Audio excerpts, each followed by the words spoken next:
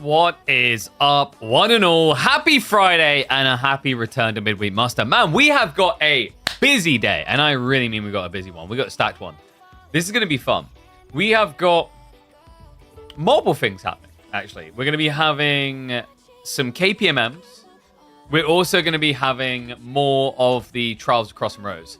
So we're mixing up with a bunch of content. I think we start off actually with one of the KPMM series. So we are going to have, as you see up on your screen there, Lucifer versus Jean Do. It's going to be a best of 3 with our Midweek Muster and Relic River as the default map. After which, we should be hopping into Dumu up against Kilyadi. Really excited for that one. That's going to be part of the Trials Across some Rows. And then later on today, we should, I actually reckon like after that series roughly, we should have Anatan versus Krakady. There's going to be a Lucifer series. I'm trying to remember who it's against now off the top of my head. There's a bunch we can do today, basically. We've got... Yeah, so there'll be... 1 second. Kilyadi versus Dumu, like we talked about. Lucifer versus Myriad, I believe. Yeah, B versus Cat, and then you've got Louis versus Numadan. Lots of freaking crazy series. Like, I'm actually really hyped for it. Actually, I'm just going to like do a double check take. So we're going to kick off with Lucifer versus Jondo. That'll start us up nicely to get into the Dumu series. I just want to do a double check that LuMT and Numu didn't already play. Conscious of the time zones, but I imagine not, because obviously Numu done. I don't know what his availability looks like. Yeah, we're safe. We're Gucci. Okay, so with that in mind, let me get Lucifer's games open, and then we'll kick in.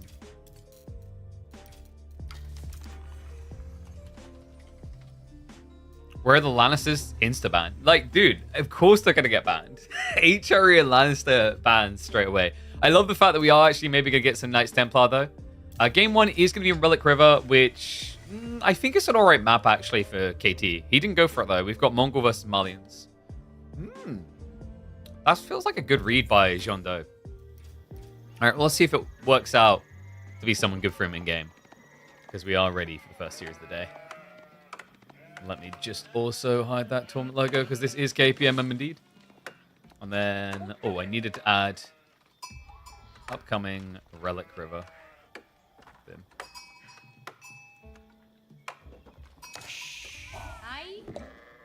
All right, so 1-0, welcome back to KPMM. That's right, Midweek Muster has returned. 11 more weeks of this, and it all gets to happen with the addition of 2 new civs. Those civs are not present, but at least we're able to control something being new at all times. The default map this week is going to be Relic River. Love this creation.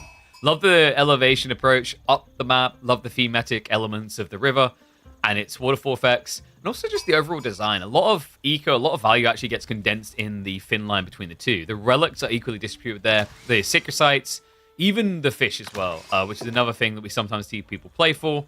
The fish is kind of interesting for this particular detail. It only appears at one end, surprisingly enough. I guess they just all swam downriver and then couldn't get back up, so it makes sense. This matchup could actually make sense for Jondo, so this is why I want to check in on it. I know a lot of people straight away, their brains be like, yo, isn't this just like a win for Lucifer? Not necessarily. Mongol versus Malians has historically been a really good matchup for Mongols, just to kind of spam spears into Mali. And with the removal of Pro Scouts being as viable anymore, I think that was actually a direct buff to Mongols in this matchup. One sec, we were playing some games last night, so I need to remember to keep going back and doing this when I come back on the game. So that we can do that. Much easier when you can just follow people. That sounded a bit creepy. What is up, Camian? That's not creepy at all. Thank you very much for the sub, mate. Welcome back to the Swarm. Okay, so Lucifer anticipating an outpost rush. What did he look to do here? Usually you can go for a few different options, actually. So you can go for the Donzo Rax play. That one's very expensive on wood. It's a micro outplay. It definitely can work, but it sometimes feels a little bit weird. I think Lucifer's going to feel confident going into this, though. The other thing you could do is you can actually go for an outpost drop on your pit mine. I'm a much bigger fan of this build. It was discovered by Poppy Paw a few weeks back. The whole concept, we've even done it against LuMT playing HRE, is you just drop an outpost here alongside a mill. And then you drop some of your sheep off at that mill so that the villagers can gather here. And if they get attacked and the pit mine gets attacked, they just garrison. It's super big brain. I'm surprised more people haven't been experimenting with it yet. But like I said, if Lucifer feels as if he can just completely out-micro, outclass Jondo, then he's just going to go into the Donzos. What is up? I'll tell you what is up. A busy, long day. Yeah, we had to wait a little bit longer in the day to start. We were ready to go, ready to roll with the first series between Dumu and Kilyadi. But like Dumu basically played his KPMM, and then I think he went for a lunch break. So we have enough time to fill in by checking in on good old Lucifer. Jondo, how are we looking over on sheep? Ooh, not good. Really not good. Yeah, because he darted across to scout the location of the gold. He sacrificed a lot of sheep. This is 8 sheep compared to 15. That's brutal. A reminder, Lucifer is gathering from the sheep. It's not like he went for cattle instead. But wow. Okay, so Jondo actually bows down and backs up. Doesn't even try to contest it whatsoever. Maybe you can turn this into some sort of recovery mechanism of like a different target. It looks like he's considering the tree line with the way he's walking the villager. Okay, no, he's just like playing it ultra safe to get home. Okay, so this is pretty bad.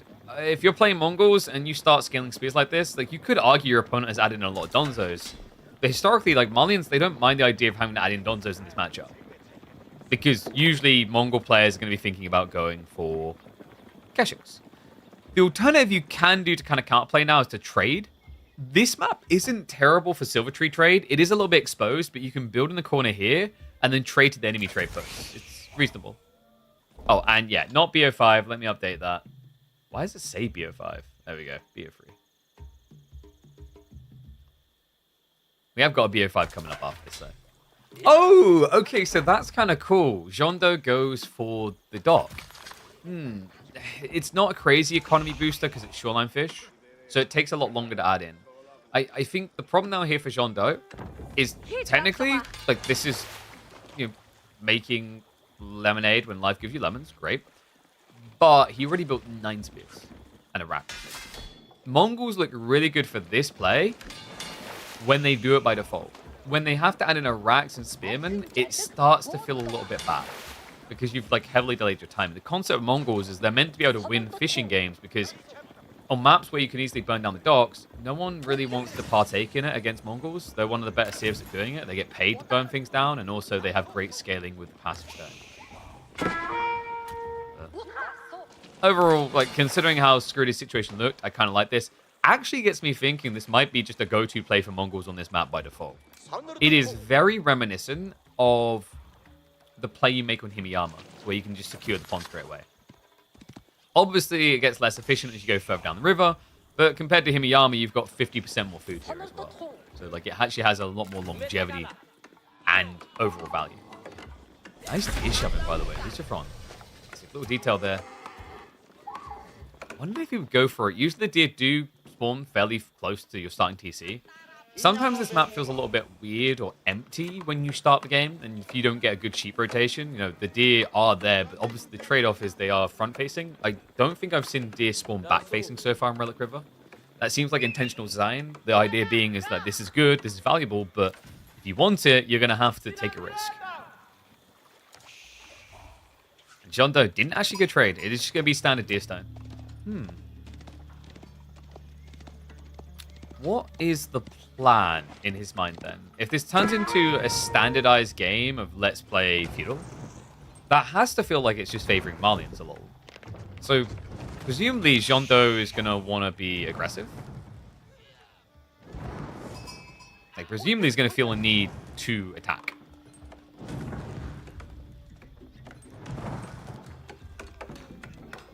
He was thinking of going stables. Yeah, I'm glad he stopped that. Considering your opponent already went Donzos, you'd already be behind on the counterplay. Theoretically, you can outraid them. But the problem is, like, with Lucifer getting the deer shove in, the amount of sheep he got, the state of the pit mines, like, he has a fairly easy triangle to play inside. I don't think he has to necessarily spread himself too wide.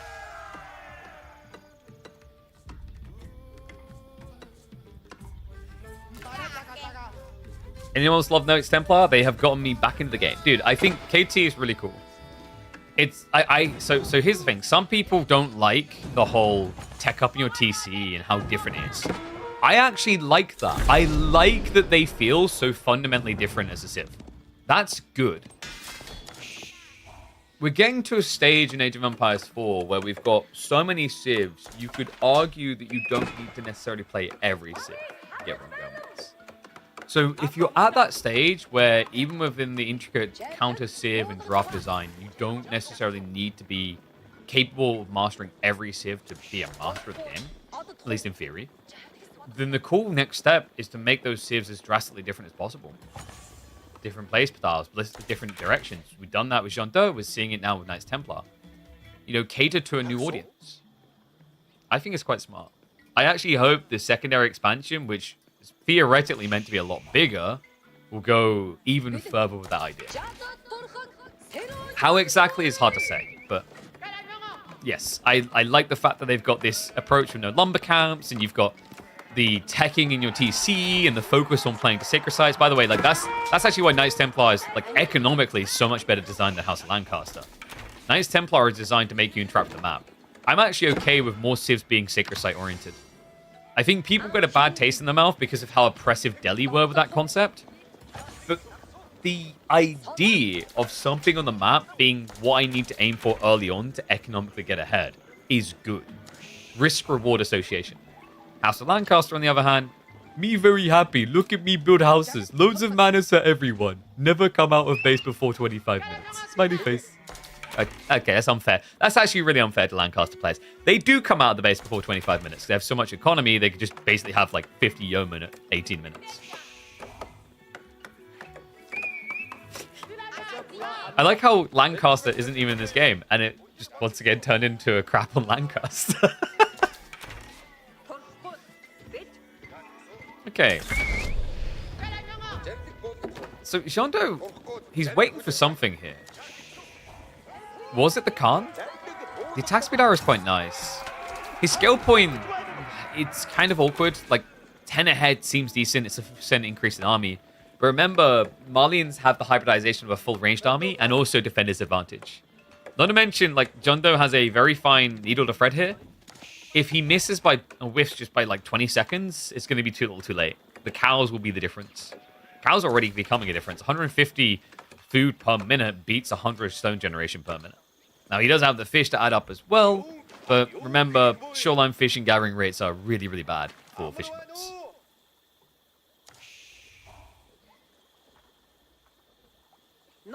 Javelin counts everything Jondo's making? That is actually not true. Do you want to know what Jondo has that counts javelins? Spears. Spears are actually a really good, cost-effective counter to javelins. You just need enough of them. And by the way, like, it's kind of better than going Keshiks here because he'd have to brute force the choke points. Whereas this way you can kind of flood and fully surround. See if he can actually get the contest he needs. I mean, one big problem I'm seeing here for Jondo, he didn't get the Khan Hunters to an extra range to make it easier to reach those Donzos. No Yam either. Reminder that he bailed on the outpost concept. Well, all the way back just to set up a dock. And that's the trade-off. Like, not having that outpost means it's very difficult to actually even gap close this. Yeah, that probe did not go well. Jondo pretty much lost the entire military.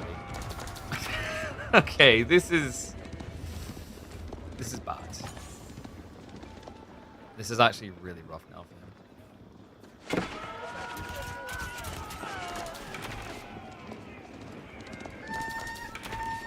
I'm actually a little bit worried as to what he can do.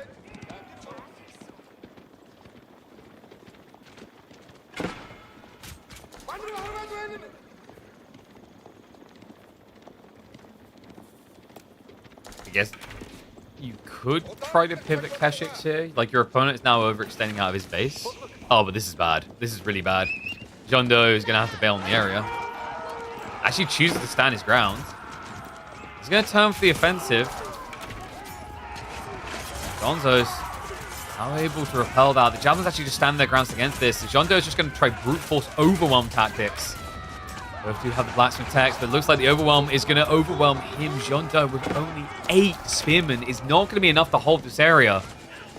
You have to fall back. I mean, this is one of the big predicaments. So, legitimately, I think you can scale spearmen into mass javelins. The problem is you need to be able to overwhelm. You also need to kind of out-micro your opponent on the initial fights of the archers, because Donzos are actually meant to be a very good repellent against spears. They have 10 more health and they have 1 armor. 1 armor by default. So it makes them very good in melee mosh pit. I mean, that's a 15% damage mitigation. On top of the fact you also can take 2 extra hits. It's a big difference in... Oh god, that's never a good look. Shondo's like, no problem, buddy. I'm just going to move all my production to the back where I've got stuck. Where I've got stuck. I haven't got stuck.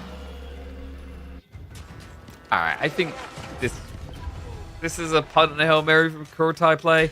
I mean, Jondo, I think my concern now is he can at least get the tech up, but his income is bad. Like, food income looks good right now, but what I mean is in a minute, it's going to be really bad. He only has 4 sheep. So very, very limited on food source here. Already exhausted most of the berries. Can't gather the deer anymore. Boar, other deer just seems out of this world impossible. And Lucifer is already mirroring with a Fulani that is going to be full. I don't know, I kind of like Jondo's idea on the docks. Just in hindsight, he's probably feeling it as well. if he just could go back in time and have done that by default, game looks pretty good. Because Malians aren't very good at rushing enemy docks because of just how expensive their spears are. They are good, they are powerful, but they also run your bill up at the bar very fast. Axe throwers against mass archers? I mean, you'd have to pick Knights Templar, not Mongols. But you don't really want to do axe throwers into archers. I'll warn you of that now. Because like it's actually meant to be a better matchup. Because archers basically do pure damage into axe.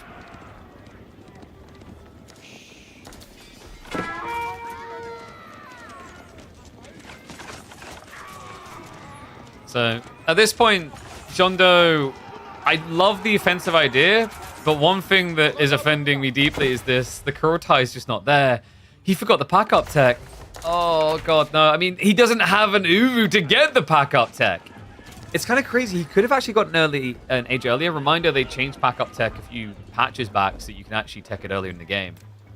This Kurotai just isn't arriving quick enough, and now things are going to get grim. Lucifer, it is going to be surface spam. On top of that, the fish is, wow, exhausting quickly. He's only got 800 food left here. And that right now is practically all of Jondo's income. For food anyway. But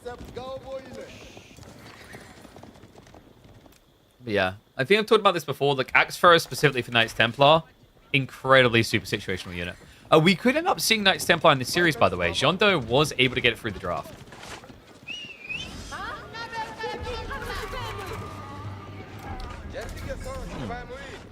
I wonder why Jondo didn't go for Khan Hunter. You'd almost have Javelin range, which actually kind of allows you to contest the jabs directly. They're still going to out DPS you 1-to-1, but they're going to overkill a lot more. And because of the Kurotai buff, your base damage is high enough to pierce a lot of the armor. But instead, no! Get me out. Get me out. Mommy!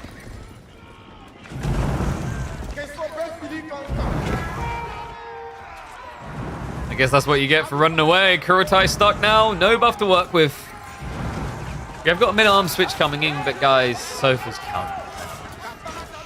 They don't even have the imported army yet, but they still would be 20 base plus 3 against infantry. Jondo is Jondun.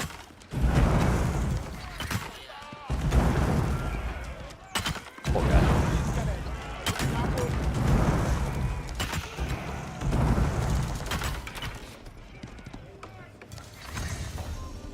You know what this, like, outpost rush attempt into dot play kind of reminds me of? It's almost like the all piece of candy type thing. Like, there's big problems in this, but oh, piece of candy. It really was a cool idea. But timing's everything, man. The Malians just don't really offer up much mercy if you miss your timing. Whether it's you need to 2 TC boom to outmass them, or you're going for like a denial pinline. If you miss that window at all, the beast gets let out again. I mean, this is basically discount House of Lancaster, always has been. We just didn't know it yet because the Lancastrians hadn't been added to the game yet. All right, so G1 for Lucy. I believe Dumu versus Kilyadi. The delay is we're waiting on a game this Kilyadi is playing to finish, and then we'll be able to hop into that one. So we should have enough time for this series, if the games are going to be that quick anyway. So Malians versus Mongols. Give a win to the left. 1 point on the board. Let's get ready for G2. Woo! We're getting Carmel. Okay, so English versus French. I need a Red Bull. Ugh. Yo, chat. Melon, apricot and strawberry, or gummy bear?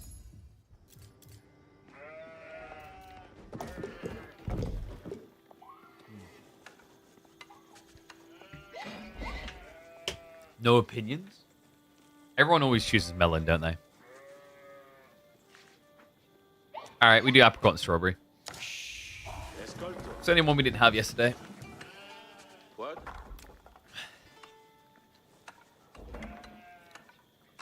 16 viewers, one and all, welcome to Caramel. Caramel? Caramel. This is a new map. New map with baby veins, only 1,600 gold. And funnily enough, despite that, Lucifer has picked French. Let me put that another way. With the capacity to only build 14 knights, and that's if he doesn't do any other side techs, he has chosen Caramel. In fairness, the second vein isn't too far away, but in general, this map rushes you out towards the central area so quickly. I'm excited, man. Caramel might be one of my favorite maps they've created. I do think that it is definitely not flawless. Caramel has some big problems. Most notably is food. This spawn is actually probably one of the more balanced spawns I've seen, but we've had ones where one player would get 28 deer, a boar, and double berries on one side. It makes no sense. I think in general, you could probably cull the amount of food a little bit here. I don't know if this was intentionally done because of the lower count of wood on the map, maybe? It's weird because this map emphasizes a lot of scarcity when you look at the gold and the wood lines, because these tree lines are smaller than standard dry Arabia, but then contradicts itself when you look at the amount of food. Yeah, and I think that's why Jean Do went for English. Concept being, you're not really going to run out of resources here. It's kind of like playing House of Lancaster can work that way as well on this map. Because you still get the stone pretty close to your base, close enough. And it's a 1,200 vein, so like you'll have everything you need. I wonder how Lucifer wants to try and approach this. Could this be maybe, say, 1 or 2 French knights into 2 TC? Because French love playing loose 2 TCs, and a TC over here just feels like it's game-winning. For Jean, probably looking at Abbey of Kings, unless he wants to go for a classic rush. The classic rushes are a little bit wonky just because the gold starts so close to the TC, though. No DLC civs. One of them was drafted, one of them was banned. So Jean Do does have access to Knights Templar. He just hasn't chosen to play them.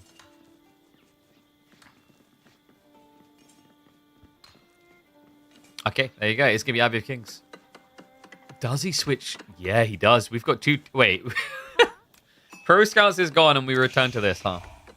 The Classico. 2 TC English Abbey of Kings. I mean, can Lucifer not just mirror this, though? He's discovering all the food over here now. Sheep count is pretty even. Credit to that. It's going to be 14 sheep to 16.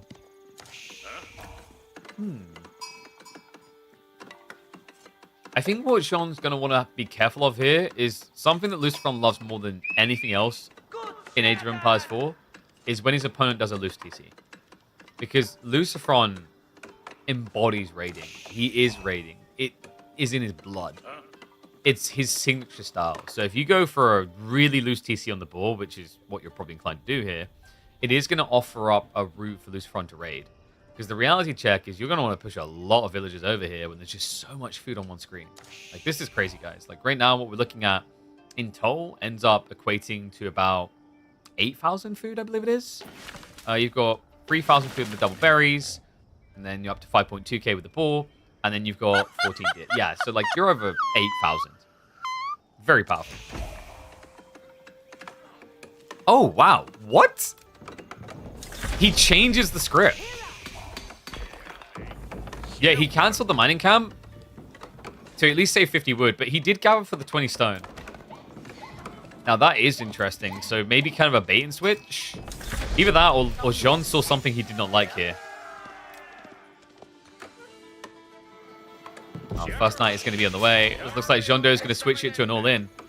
Abbey of Kings with Spearman is not something you see often on 1TC. 2TC, sure, but 1TC is kind of crazy. And what is up, Halcyon? I see you the Prime sub. Thank you very much, mate. Appreciate the support. Reminder, guys, get those Prime subs in. Those real subs in. They all count. They all help.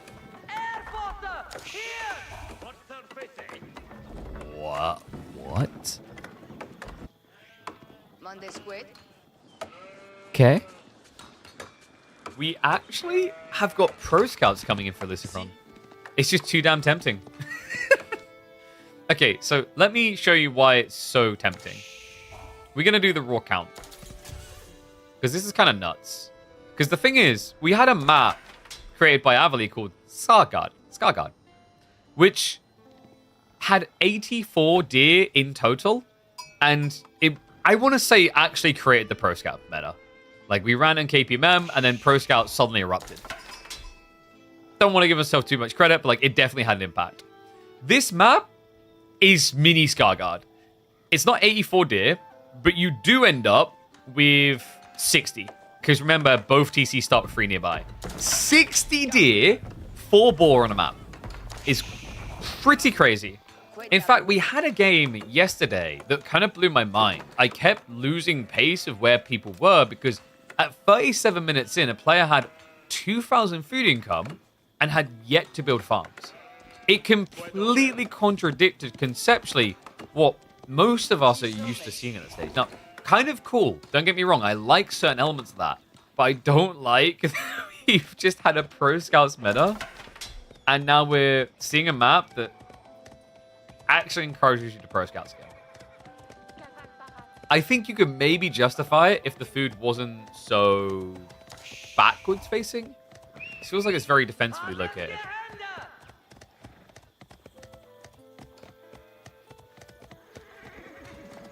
It's starting to come home. John Doe, on the other hand. What happened here? Is this Fast Castle? It is. Wow.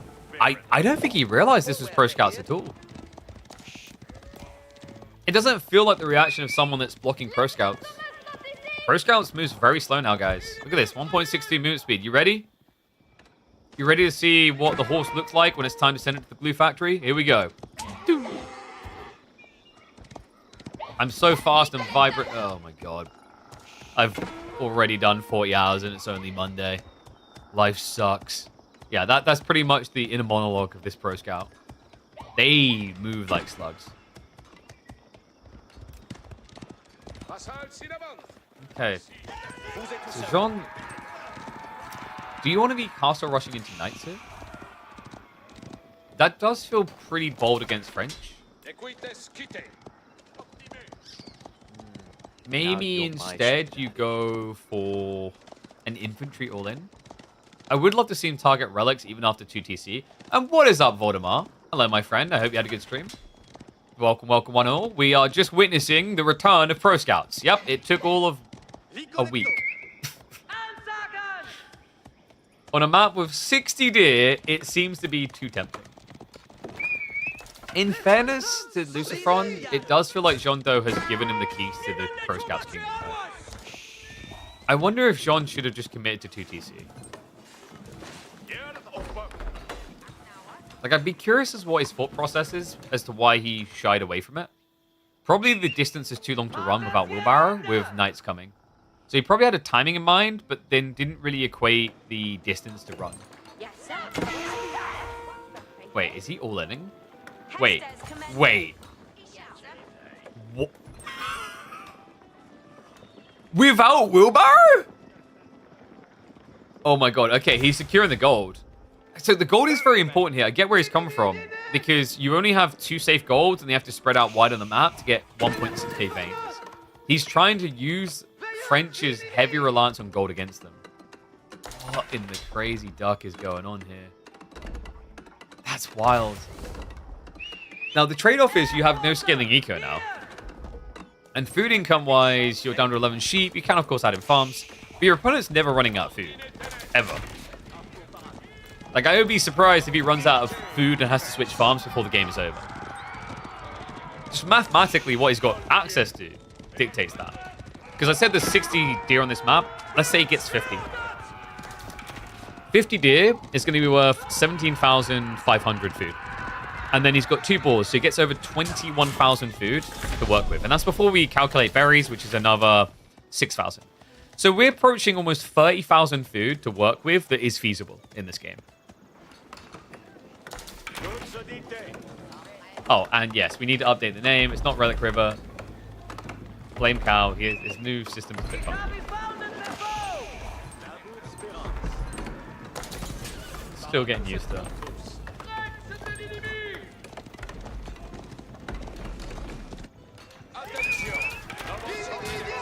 I wonder, does Lucifer go for a ram rush? Speed upgrade is on the way, so he does need to be careful of that. We do have the walls going up, so Lucifer actually just a little bit paranoid now about losing access to the gold. Yeah, scaling knights is difficult. We mentioned this, that, you know, per gold vein, you can get a maximum of 16 knights. Sounds like a lot, but then you've got to remember, he's not just going to commit that into simply knights. He spent gold on Pro Scouts, he's going to spend gold on things like Chivalry that cost you another 200. That's 216. That's 1/8 of a gold vein. Then you've got all the eco techs. It really does add up quick.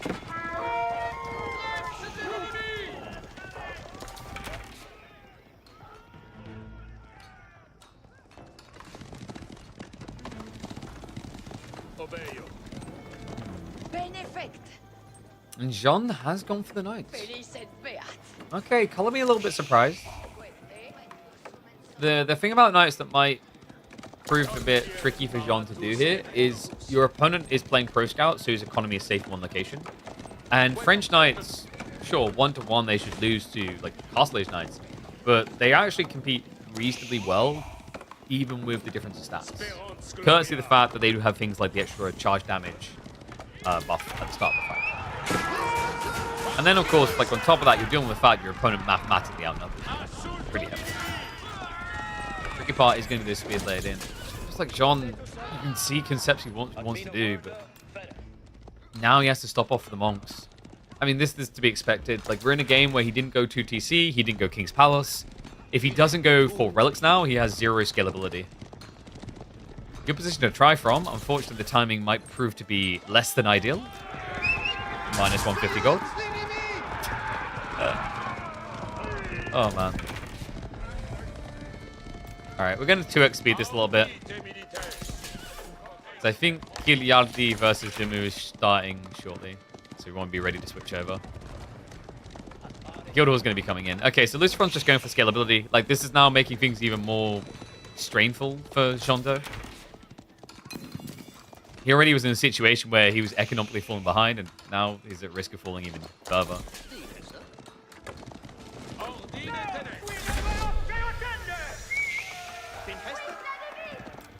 It's so tricky when you are on, let's say, like a top 12 player, and you have to go through this, switch the strategy for 2-3 minutes. It's not to discredit Shondo, like, he's a very capable player, but there's a very finite number of people that are capable of doing that type of deviation straight away in a game after making what then becomes a suboptimal move. Even more so when you consider that you're up against one of the best in Lucifer. Come on, Shondo. Army does now look competitive. The problem is with Lucifer now aging up, we have all the veterancies coming in. Cantor Saddle is going to be a really big deal in these engagements, especially considering that Jean went for Knights himself. It means you're more likely to get that Cantor Saddle charge off like this and get that big damage buff an extra 30 in the first 5 seconds. Bro, Scout's just coming by. Archers are just cleaning house though.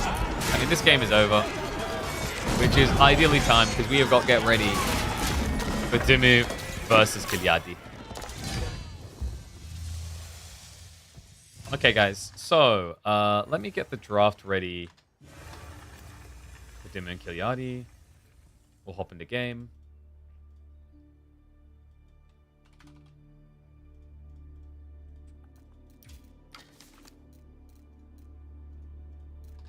I think they're loading in now. Yep. Okay. So, reset everything. Did they draft their maps? Hope they did. Yep.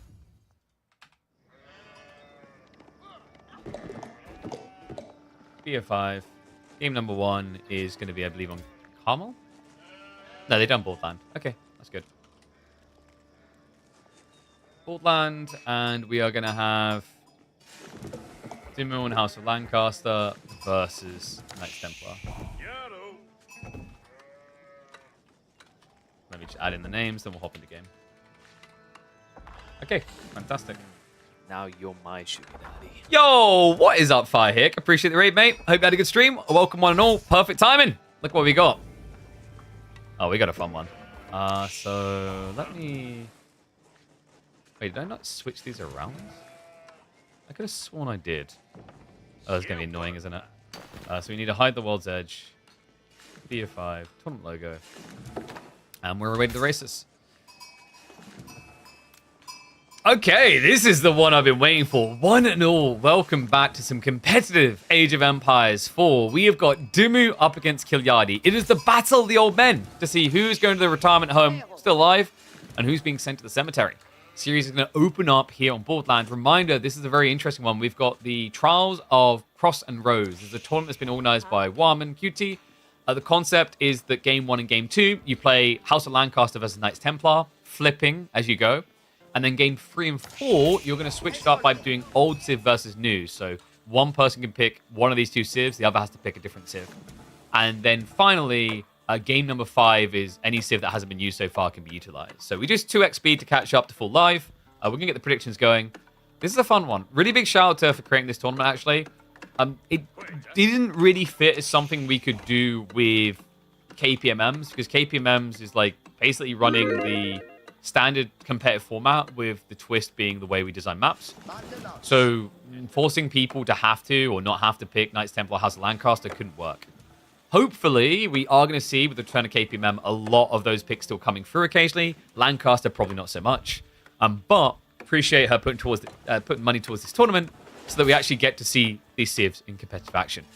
So Kingdom of France is going to be coming in for Kilyadi. No surprise there. This man likes to aggro. We have seen Kilyadi attempt some Axe Thrower all-in builds. Very tricky to do against House of Lancaster because of how good Yeoman function against that unit. But Dumu, though, I mean, this is kind of interesting, actually. Boardland, a map where wood runs out fast, and you're playing a Civ that can spam manas. Do you see why this pick can be very beneficial? It's not alone, though. Kilyadi has his own upsides. The cool thing about playing Knights Templar here is the Sacred Sites are nicely positioned to give you almost maximum gold. And also, the Fortress drops on them pretty much pushes you towards your opponent's base. So there's almost a very comfortable 1-2 step about the way Knights Templar can approach this. Sergeants versus Yeoman. Sergeant versus Yeoman is interesting. Yeoman should do okay. The issue for Sergeants is if a Yeoman player is microing really well, you can't reach them. That's the problem. If, however, they slip up and stand their ground, anything of the sorts, you've got 105 HP versus 70 HP. You've got, 5 or 6 maximum damage versus 11 maximum damage. And Yeoman have a slightly better attack speed. So, like, if you are standing still and you have the same amount of entities, Sergeant should do reasonably well. But that's just not how AV4 works. You know, like when people tell you that 10 horsemen could be a Tower Elephant, and then you just watch them A-click, you're like, that's not how people use Tower Elephants. Sergeants have no pierce armor? Agreed. But Yeomen have no protection either. So it's literally the range. Like, if you fail to play the range, you're going to be in for a bad time. Because reminder, mathematically, like the damage being done by the Sergeants will be slightly higher on a DPS scale, while they also have more health. But it doesn't matter. You're not going to see Sergeants here at all. Is this going to be standard archers? This is something I found very interesting about Knights Templar. They are a Civ that you would expect to be very focused on things such as building knights and men-at-arms, and basically all the brothers in their heavily armored units. But the comical element is due to the landscape preservation tech. They benefit more from going archers. This is a Civ that wants to be on wood more than almost any Civ in the game. This is a Civ that, if I told you how much they love wood, you'd actually think they're a nation of beavers. They play very well into archers, but that brings a negative when you go to Castle Age. One problem I have noticed with Knights Templar scaling into Castle Age is without 2 TC play, because you lean very hard into archers, obviously that sets you up to get countered by heavily armored units. So that has been, I think, a fragile point in the game so far for Knights Templar as the meta has been developing. But feudal-wise, the Civ's been impressive. More so than I think most people anticipated because of the sacrifice of villagers so early. Slightly short blow from the Lancastrians going to be there to defend. Archer play by Kilyadi, it will allow him to actually block out the stones. So sometimes we do see people going for an outpost rush, Rax play. We've seen that on this map already in this tournament. I like that Kilyadi's just taking a different approach. You know, he knows he can't stop the first few manas, but he can prevent their scale point. Right now, though, Dumu is doing a great job of screwing with him. Oh, that's sick. I see what he's doing here. So the concept is you run your scout in so that if Kilyadi A-clicks, he attacks the scout, and then your villagers can get a free shot without being harassed. That's cool.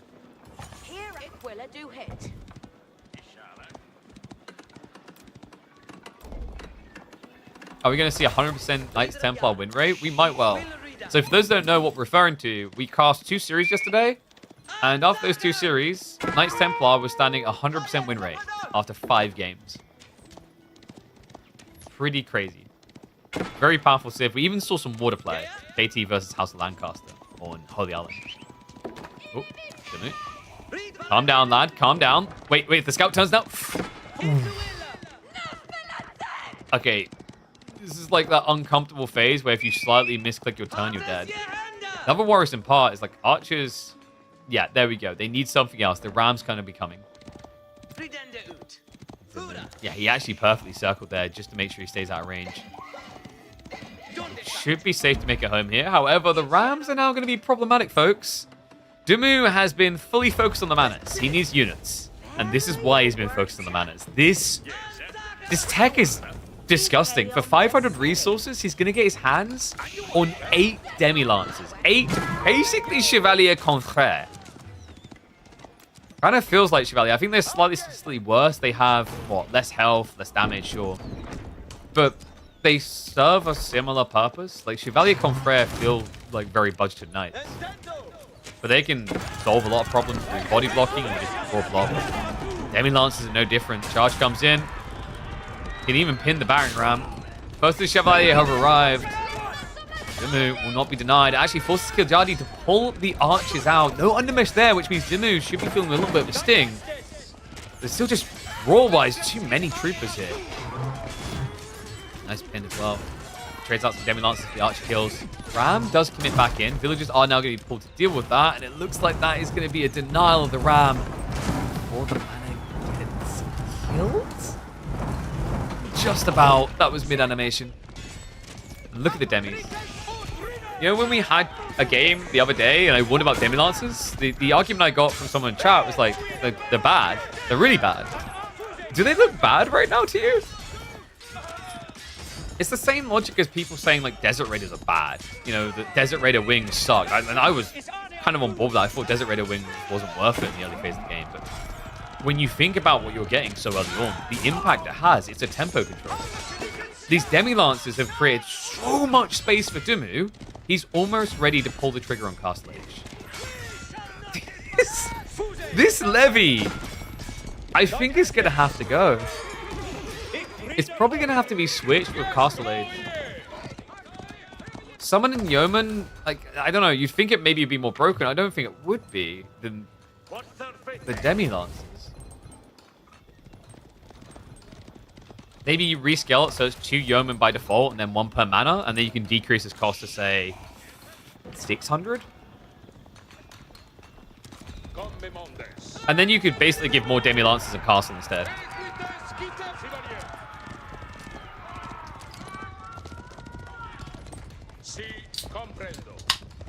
Yeoman would be for sure more broken. Okay, so mate, okay, I got like, what do you do then? Earl's Guard? Do you create an early Earl's Guard? That sounds like it's going to be even more broken because of the 6.5 tower range dagger. Remember, like, the hybridized attacks are more impactful earlier on in the game because there's less units, so like these hybrid attacks actually stack up quicker because you have less units. I don't understand why +3 mana techs are not locked behind next stage. I still think people are kind of going this the wrong way. I get the frustration around the +3 mana techs, but I actually don't think that's the problem. The problem is the fact that they can all exist on the screen. That shouldn't be allowed. If you change that, then you actually don't need to block the amount of manas you can have. If we say to have that many manas, you have to have them, you know, here, and here, and here, and here. That's great. Me as an attacking player, me as Kilyadi here, a man who just loves to spill blood, can do something about it. You can't do anything in this game. Now we just have mass yeoman scaling because Chevalier Contraire are nowhere near as impactful as French Knights.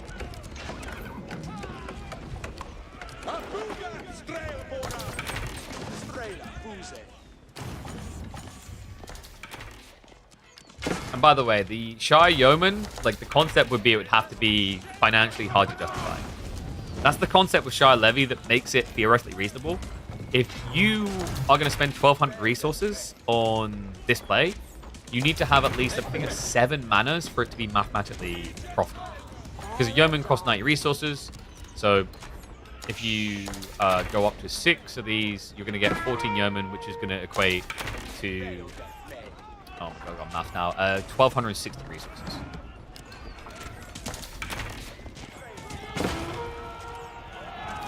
But the idea shouldn't be that it needs to equal what I'm going to normally pay.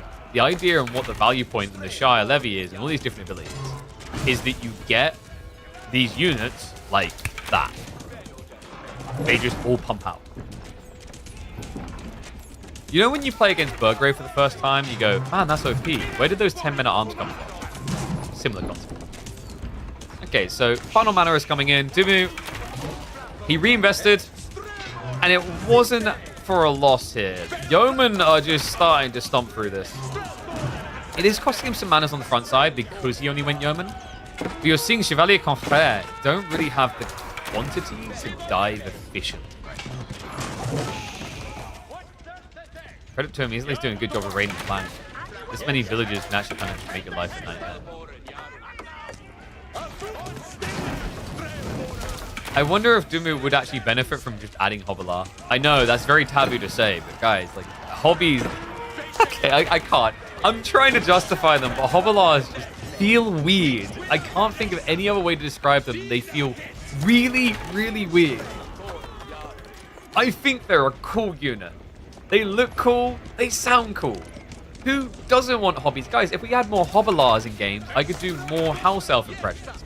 But the reality check is costing gold makes them quite the oddity. Dumu could definitely afford it, but I feel like most people just don't instinctively think of it. Because in most games, you aren't floating 500 gold that needs to be spent somewhere. Most games, you're going to be probably floating food. Hobbies are fun. I agree. But like they do sometimes feel like they need King College. I've tried to make them work in Feudal, and it just feels like when you try to mass Hobblars in Feudal Age, someone could just ignore you and go castle.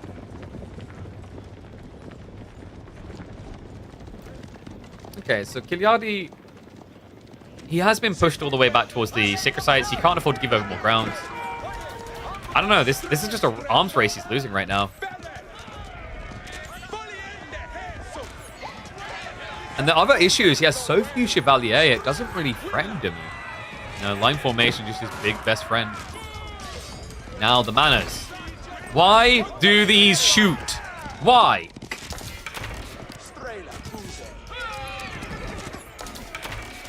This is like when someone tries to sell you home defense systems. And they're like, yeah, everything is armed up to the teeth. Check it. Even the oven has a shotgun in it. Why? Because you never know when someone's going to strike and try to steal your pizza. Yeah, but why? This was never... I really wish they just reworked Lancaster Castle. Instead of gaining arrow slots, you gain 1 or 2 garrison slots. That could kind of be cool. But... I'd rather just see Lancaster Castle have a unique, different identity, to be totally honest with you. Than it just being, I am a defensive landmark, I'm just disguised as something else because the way you make me a defensive landmark is by building your eco building.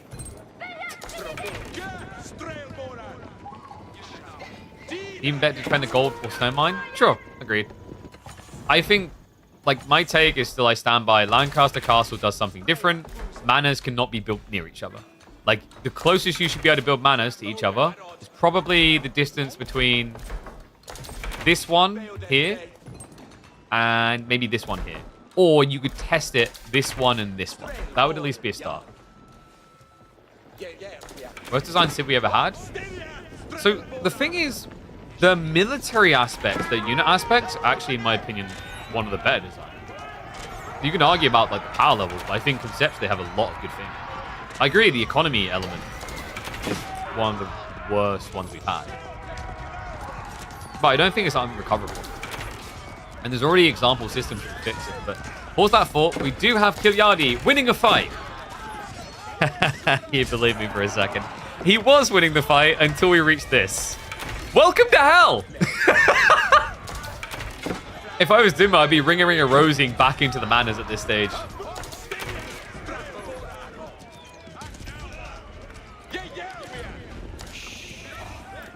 Kilyadi is gonna have to leave. Like, this feels so bad. And you're just denting your head against a brick wall at this stage.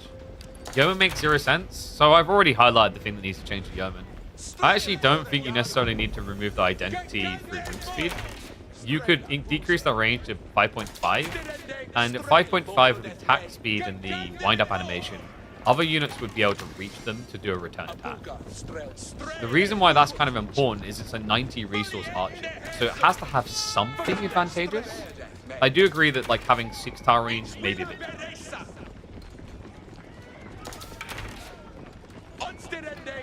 The alternative is you could technically just take the movement speed away and make it a 6-star range. I feel like you probably still would have to make it a 1.25 movement speed unit. Otherwise, it just then would be... You'd essentially just have a unit that looks like it wants to be a longbow and can't, and is too expensive to be a normal archer. Does that make sense? Like, you need it to have some layer of identity. The only alternative is you make it a normal archer, but you bring synchronized shot into the field lane. So I think that's going to be even more polarizing. Yeah, tech out complete. Kilyadi now with a dive. Looking good if he can actually get some worker kills. He needs the worker kills. We do have the Kingdom of Castile on the way. Okay. Rarely get to see it, actually, since the server went live. Most people experimented with this in the first 2 days and then discarded it. Genitor feel really unwieldy. They are a horse archer, but they're kind of a worse horse archer because they're a situation horse. Technically, they're balanced in a way that a horse archer should have been originally. The problem I found with Genitors is it feels quite easy as you scale them to just get caught by melee. This is starting to fail quickly for Kilyadi. The tech up, even with the speed of Knights Templar, wasn't quick enough here. Yeoman just got upgraded too fast. The range 2 upgrade, the veterancy. That is one thing I do find a bit comical actually about Yeoman. Yeoman don't really look like a premium archer aesthetically. I also think the feudal to veteran upgrade doesn't really look the part. And that is the beauty of synchronized shot, by the way. Good thing they already have crosses on their chest. Saves us digging the graves and sticking the stakes.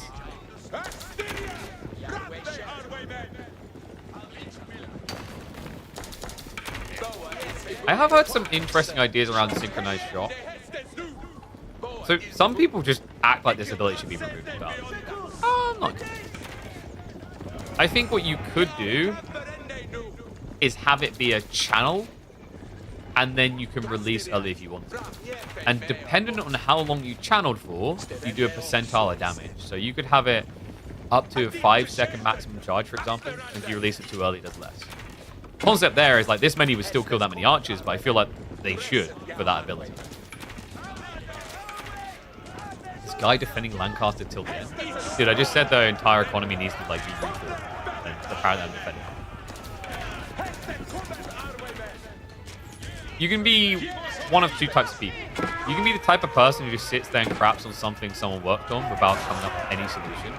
Or you can get active in the discussion to find a reason. It isn't just nothing. That's the equivalent to when someone says make a game good. What does that even mean?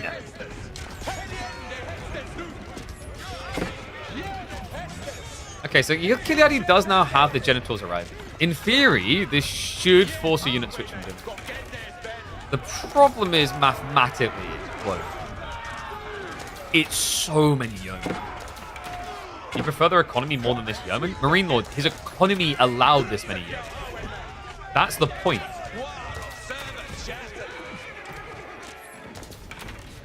Surely you can see that. Like I said, I'm not saying they don't need to be tweaked. I'm not saying they aren't overtuned right now. But like at the heart of it, the reason he got to this point was this screen right here. Oh my god. Whew.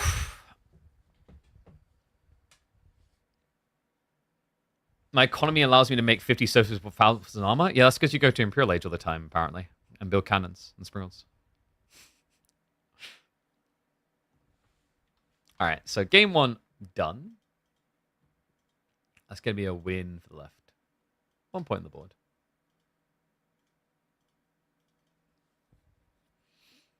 Think they're too fast, you're just casually kiting horses? Increase their cooldown to like 30 or 40. Wait, what cooldown are you talking about? Synchronized shot is only 45-second cooldown?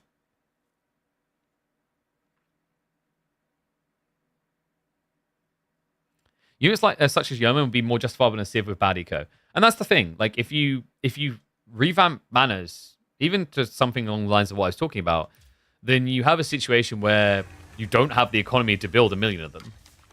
Right?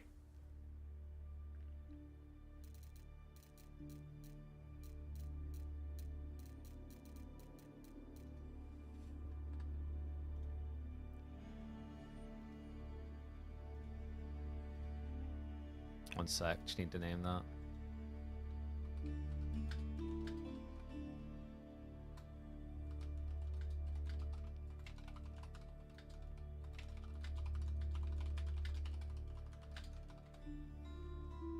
I don't know. Like, am I the only one who feels that Yeoman, with some tuning, would actually be one of the best additions to the game? I like the idea of trying to find a way of keeping their movement speed and removing the range and some sort of damage tweak. Tuning, no. Rework? Why does it need a complete rework? You do know what tuning means, right? Like, that can simply mean numbers. That could mean movement speed, or that could mean range, or any of these things. The great, balanced, and fair. Okay. Sarcasm alert. Yo, but by the way, Knights Templar lost. Gasp. It's possible. They should have tested things. I mean, there's... I went over this yesterday, actually, that it's very probable they did test things, but the environment they tested in was very different. So the thing I was saying, actually, is that it'd be very interesting to see how Lancaster and their mana strat was performing amidst the Pro Scouts fast castle meta. With the Pro Scouts nerf, like, the gap between them and other civs is now drastically bigger than I imagine it was before in early testing. Can't give a unit everything, you don't need testing for that. They didn't technically give it everything. So, like, giving it everything would have been giving it the longbow's base damage as well. So they clearly, like, had some thought in their brain of, like, we can't have the damage be too high. What you could do with Yeoman that would make them quite different. I wonder if you gave them a worse attack speed. I'm thinking, like, is there a way that we can tweak them to be more unique from other archers that isn't a cripple, so they can keep theoretical other upsides? Because they are a premium archer, so they have to feel premium in some way. If they don't feel premium, they're not going to get built, and then you just have a worthless unit.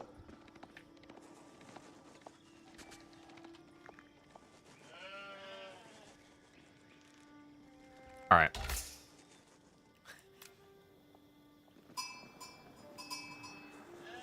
One and all, we had a day full of Knights Templar wins. I think we're about to have a day full of House of Lancaster wins. This is possibly the most oppressive map for Knights Templar to experience. Welcome to Enlightened Horizon, where your gold source is on the opposite side of the map, and your gold in your base is very lacking. And your opponent has got a longbow and happens to be your next door neighbor. Yeah, this is going to be an interesting one. So predictions already up for Kilyadi versus Dumu game number 2. We've already been theory crafting, changes, what does need to change. So, everyone wants to focus on Yeoman. I already think out of the gates, number one thing should be a mana rework. Once we have a mana rework, we can definitely dive deeper into the units. The reason why I'm taking this approach, I don't know, people think I'm a Lancastrian defender. It's actually kind of the opposite. Of I realize what's going to happen if they get over nerfed. If they get nerfed too much, no one's going to play them. It'll just be a worse English, worse everything. And wait, oh my god, he's actually going for the ball? What? Yo, he done the merchant camp play. So we had, was it Camin yesterday in chat asking us if this is worth doing? And we said, I don't think so. Without wheelbarrow, this is very expensive. It's a lot of downtime. Well, Dumu's here to try and flex it. Oh, that's crazy. Okay, I am very intrigued to see how this one's now going to trend. This is like hyper risky, actually, because if Kilyadi sees it, doesn't he just react with Abbey of Kings? Oh, he's going to do an Abbey of Kings when you have a stone outcropping. Don't be silly.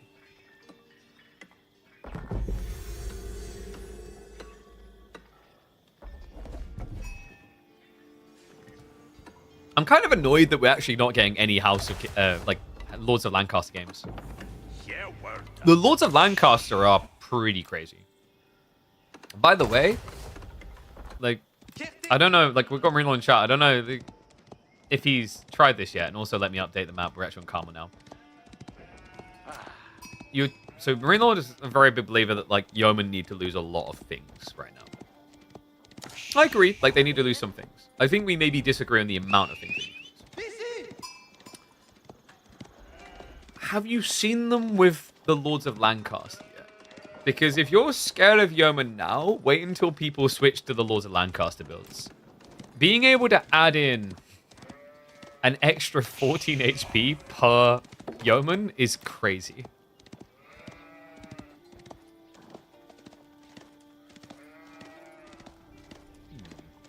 So, we do have Kingdom of France coming. Pretty standardized play here. Honestly, I don't know, man. I don't know if Kingdom of France needs to be nerfed. I'd say it's the other way. I'd rather see a buff to the alternate choices. Because, like, right now, I think it is pretty fair to say that Kingdom of France is statistically probably making up about 80% of the games. The issue, I think, comes not from the Chevalier Conquer. They're kind of okay, but they're not crazy. It's this. This is half a military academy for free. And then you get a 5% discount on all gold-based things, of which this scales into a lot of gold-heavy costs down the line. So how do you change this? Knights Hospitalier, I'd be careful around them. Maybe you could buff the build speed. Principality of Antioch, Axe Throwers might need, and not even necessarily in Feudal Age, but down the line, some sort of activatable ability to make them more competitive. Like, maybe Axe Throwers would be interesting if they had a Ricochet. A Ricochet would have to be behind Imperial, though. 5% early is probably a lot across the course game. Oh, it definitely is. Remember, when you get to the late game and you're spamming Teutonic Knights, that's a double whammy. So, Teutonic Knights are already very good value, but they cost 100 gold. You're already then saving an extra 5 gold per. Bleeding damage? Bleeding always feels a little bit weird. It definitely would be interesting. I think you could make that feudal tech if you've done that. Activate that makes them shoot 2 axes at once with a cooldown. Ah, I see someone's a Dota 2 Troll Warlord player. Kind of has that feel to it. Pilgrims are on the way, by the way. We're going to see how long Dumu can stay out here, because Kilyadi... Wait, He's scoured literally every part of the map, but this. You can't make this up. Okay, so he sees the point of interest. This should become a point of interest for him. But it's not obvious yet. It's about to become. There we go. He sees. And at this point, Kilyadi's like, wait, what? Why are you out here? Dumu's going to try to run back. So in theory, actually, guys, Knights Hospitalier makes sense for this play because of the extra 15 health. Makes it much harder to raid you. But, like, the reason you didn't want to do it is you don't want to be building Hospitalier into Yeoman. Great micro, though. Kilyadi is going to get a kill. Wait, no. No, Kilyadi. No, come on. No, come on. I don't even know if that was intentional. The injured villager no-clipped into the full HP one. So the next 2 shots whiffed. Oh, that is so jarring. Kilyadi. He should end up being 5 villagers up at this stage. He will now at least be able to deny the pilgrims. So this is where Yeoman definitely look a bit crazy. I will definitely agree on that. You know, actually, like... Do you know why I want Yeomans to keep their kind of unique identity? So the argument of, like, them having too much, I get where you're coming from. But can we also address a different elephant in the room that actually isn't far off of what Yeoman has, but costs less? H3 archers. I agree with Marinelaw's take that movement speed and range are the two most powerful stats in practically any RTS. We've said speed in particular since day one. It's crazy. But like, there are other civs that have this. In some ways to a crazy degree. And that's what I meant by if you fix House of Lancaster's economy, I don't know if the yeoman spam is a cheesy go-to at the highest level anymore. I think it'll still just exist at lower rank, but like longbow rushes still exist at low ranks. But if you think about what really makes this crazy, it genuinely is the ability to scale off the back of manors. Like each of these manors is an extra 2.5 villages. Oh, different strategy for Kilyadi. He's actually going to have to react to the Spearman. Difference, of course, was when Kilyadi was playing Templar, he rushed just archers, whereas Dumu is just solely being into cavalry right now. Decent amount of gold coming in to enable that as well. And we do have 2 TC in the corner. So yeah, Dumu is going to look for his own scale point fairly early as you have to here. They shouldn't have bonus move speed. Why do they have longbow damage on a Yumi's body? Okay, but now once again, one, they don't actually have longbow damage. They have longbow range light, but they have base archer damage. So like we've just kind of completely circled around my point that HRE almost do the same thing for less with a better base economy.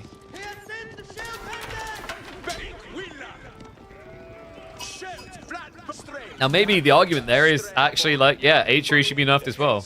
In fact, I have always been curious, why doesn't march and drills only affect melee units?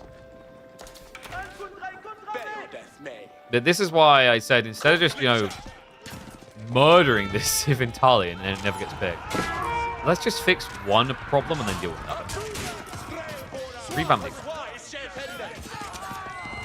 Pilgrim target as well. Spearman, not gonna be enough to scare away. Does he have Billman? No.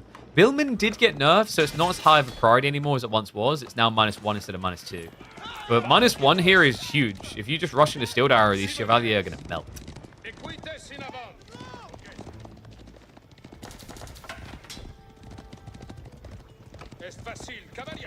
How about Mali passive res? Oh, hell yeah. I'm on board with that. I think the big point that people have made around manners and the balancing issue is if you look, we have a historical example of why this design choice is not ideal. Malians. But comically, like, Malians has never been revamped fully. I hope that changes, by the way. Someone we did highlight on a previous stream the other day is that it's very hard to get changes to existing civs through because what is the budgetary value? You know, you want me to spend money reworking this civ, what are we getting out of it?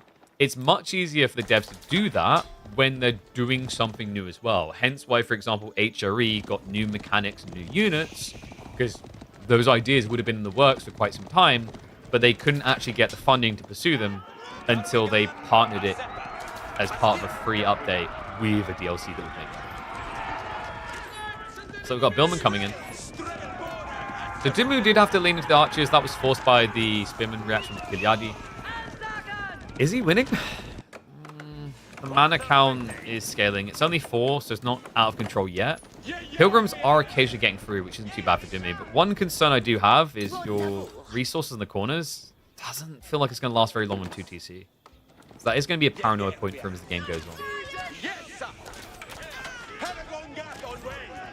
Marley's units suck, so it's not as bad, but Hull has only S tier units. Yeah, so let's just nerf their economy. Keep coming back to it. Also, hold on a sec. Are you saying, like, Marlians only have... Wait. Are you saying House of Lancaster only has S tier units when they have hobbies? Bruh. Maybe people haven't gotten around to it yet, but I've yet to see one convincing Hobbler game. God, he looks like he's getting ready for attack up. Dumu, I think at this stage his ideal situation is force a longer age because he's stopping Kilyadi from scaling Yeoman out of control, and he's 2 TC, so he's always going to just trend ahead is the logic here. Hobbies are S tier? Dude, no. Like, you're not even going to argue this to me. I want them to be S tier. I'm the guy who wants them to be S tier more than anyone's wanted it before. Were you one of those people when Anatan done his caster tier list, you're like, please put Winston S tier. And then he didn't, and then you felt sour? Quivical was me with Hobblars. I wanted it to be the unit of House of Lancaster. But they sadly aren't.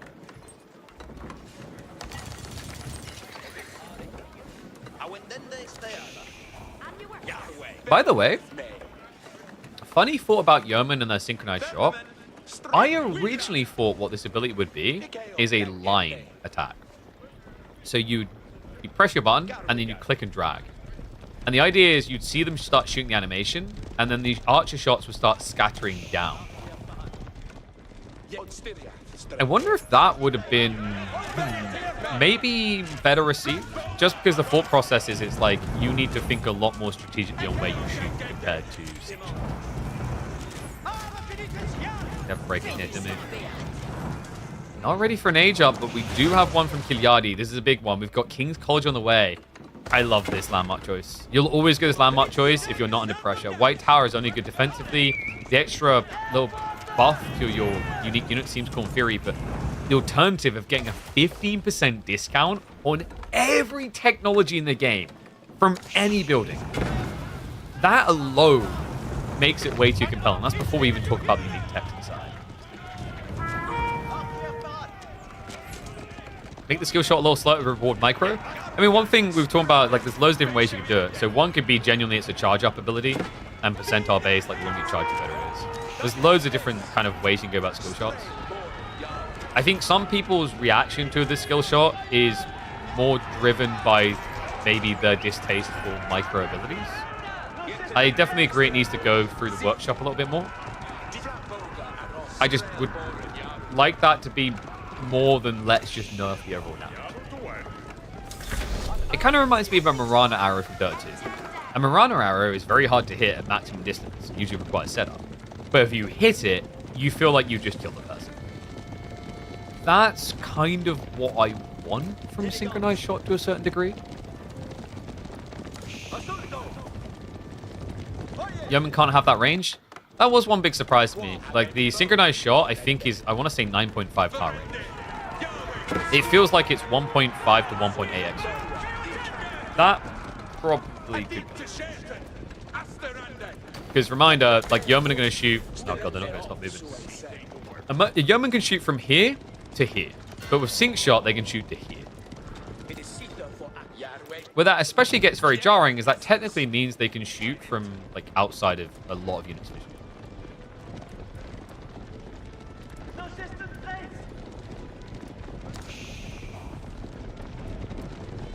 Maybe Asian gamers just need some time to adjust to a unit with activated abilities.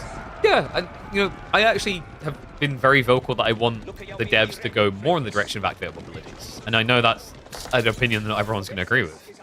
But I've always been a big fan of skill expression. Like, we're a very macro-heavy RTS. In fact, like, Lancaster, pristine example of that. Like, no matter, like, what you say about synchronized shot, if you ask most people what the most crazy thing about the Civ right now is, they're going to say this thing, the macro thing, over the ability. But I like abilities. It's definitely a tricky thing to balance. You want abilities to be relevant but not OP, and that's very difficult sometimes to do. But I do think it's critical to skill expression. That's why I was so happy when they added in the trample ability for the Cataphracts, because in theory it's like what I'd wanted for years. It's the hammer and anvil from Total War Arena, which was an incredible ability. So Republican Genoa is going to be coming in. This is an incredible landmark choice, by the way. I think Genoese, not as much needs a nerf, others might need a buff. And the reason is that Templars focus so much on pilgriming, 30% increase in gold is just too tasty.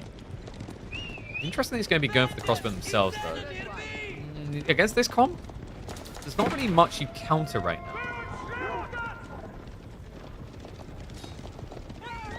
Oh, whoa, wait, what happened here? He didn't get the walls up. The timing on that from Kilyadi, the scout reveals it. That's going to be the chasing for the Knights and the Demi-Lancers here. Okay, guys, things are about to get potentially a lot worse as well, because Kilyadi also has access to Esse. Esse is a tech in the King's College, Collar of Esses, which gives you bonus against armored. It gives you heavy maces on your cavalry. So Dumu at risk of being countered on all fronts at this rate. We have got Sync Shot there and available. Good scaling damage. I mean, Villagers also just not getting away from this, so he just basically runs them away to split the fight to potentially get an engagement, because now the Chevalier can jump in. Second wave's going to have to retreat. Still, this is an expensive loss. That's pretty much all the scaling value that Dumu got out of his TC. And considering the mana's on the other side, Kilyadi now ahead, looking to get dead ahead here with the keep drop. It's going to be successful, doing the thing that you'd expect the Knights Templar to be doing here. They're able to get those fortresses up, though. It's going to have to be a dive. And needs the army wipe here. Good news is the Archer Fire from the castles is getting wasted a lot on the more heavily armored units. Some of them being Templar Brothers, which have almost 300 HP. I love this. Dumu says, okay, like, you've got the gold, it's Q, I can't stop that.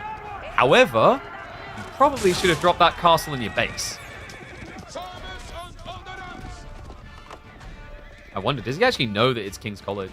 Because you can click on a building. Yeah, this is a little tip to people. If you haven't scouted the Lancaster landmark in Castle Age, you can just see any building and find out. Literally any building. Every single building. Bar, I think, Lancaster Castle. Is there any other one that wouldn't have it? Houses, I guess?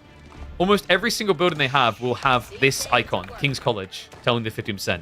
Even castles, because castles have text.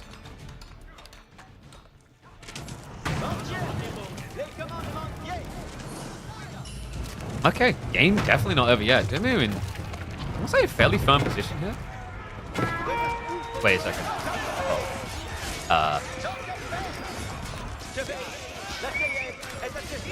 The position's looking less firm. Not so plump. He does take a decent number of the knights with him.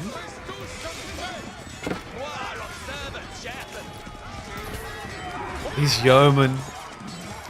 The Broman versus the Yeoman, and it turns out the Yeoman are going to be able to get that final stroke. Oh, man, Dumu. Okay, so yeah, this is the problem. He had big gaps in the Gathering, I think? Because there wasn't any extra wave coming, and yeah, that castle was just depressing him. There's no Pilgrim Switch. That's why Kilyadi dropped it here. No, don't blame me for the curse. Dumu was on the... Okay, he was not on the cusp of getting it. In fairness as well, I think, is the mana count... Yeah, he did stop at 6, which is why it didn't look terrible for Dumu yet. Now things look pretty grim. The problem is Janui's crossbowmen are not a good counter to knights. They have high base damage, but like they have to be facing infantry. And also they get countered pretty hard, I want to say, by Yeoman. They only get 1 base ranged armor. This is the interesting thing. Like, part of me actually wants the Genui's passive to be refought a little, but I actually want the unit to be revamped as well. So I think Genui's crossbowman would be actually pretty cool if it only happens in Imperial Age, but they had a deployability where they would get slightly more range and they would get a slightly better attack speed. Actually, I'd say like maybe it doesn't need the range but the attack speed, and they get more armor. But the trade-off is they can't move. And we're talking full deploy time, like a trebuchet from AoE 2. So full hunker down ability, basically.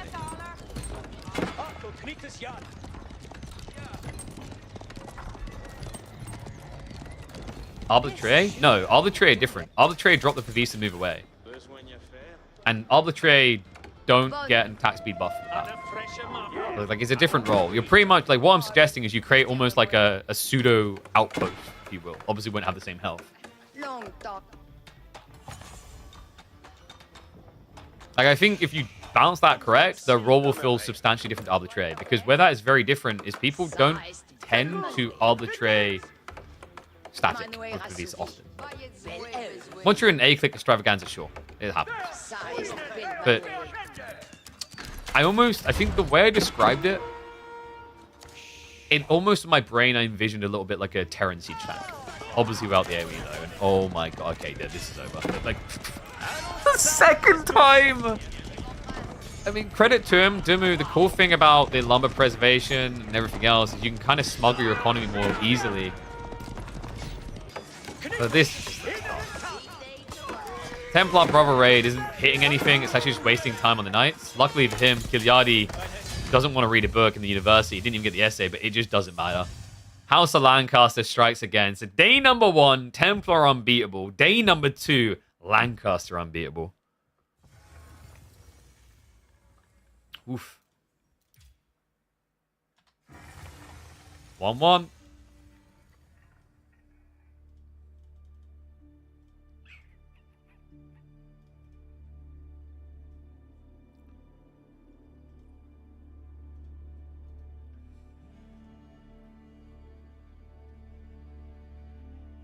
Lancaster gets nerfed and Templar gets buffed.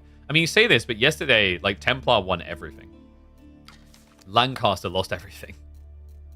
So, at least with the ones we saw. We saw 2 of the 3 series on the day. Let me pay out as well. So, Kilyadi. Yeah, I don't know. I don't think I'm being... I don't feel like I'm being overly protective of Lancaster because I am saying I want very clear things nerfed. The reason why I'm kind of like drawing the line initially with Yeoman, saying let's tweak them but let's not completely kill them, is I kind of want more unique feeling units in AoE4. They should feel unique, and in some ways they should feel powerful. I think like historically my mindset as well is like we for a very long time had people thinking longbows were OP, and there was a time where they were strong, but and they had to be tweaked back. Like, what a big part of it was, same with French Knights in the hyper early days, like, there was an element of aggro unit and people didn't know how to defend against it yet.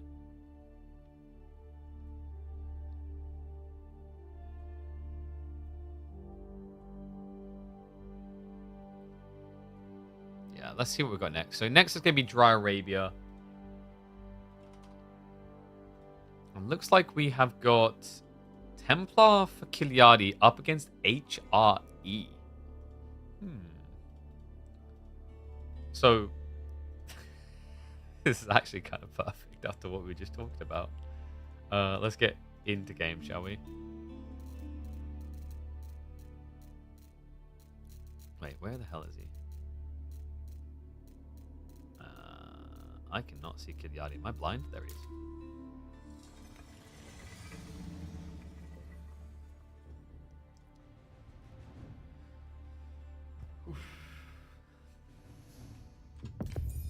Let's get predictions up as well.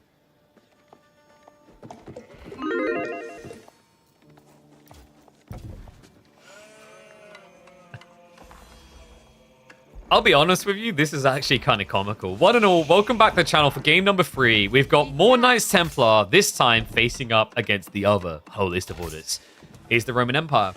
So, we were just talking about House of Lancaster and the Yeoman, the movement speed, the damage, all these details. And, like, people feeling like they're just too strong and why they're too strong. And the point I made is, you just described HRE. And comically, we now have HRE. So, curious to see how Dumu wants to try and approach this one, because I feel like Knights Templar lean hard into archers, and it can leave them vulnerable to better archering civs in particular. And what is up, Inept? Appreciate the sub, mate. Thank you for the prime, and welcome back to Swarm.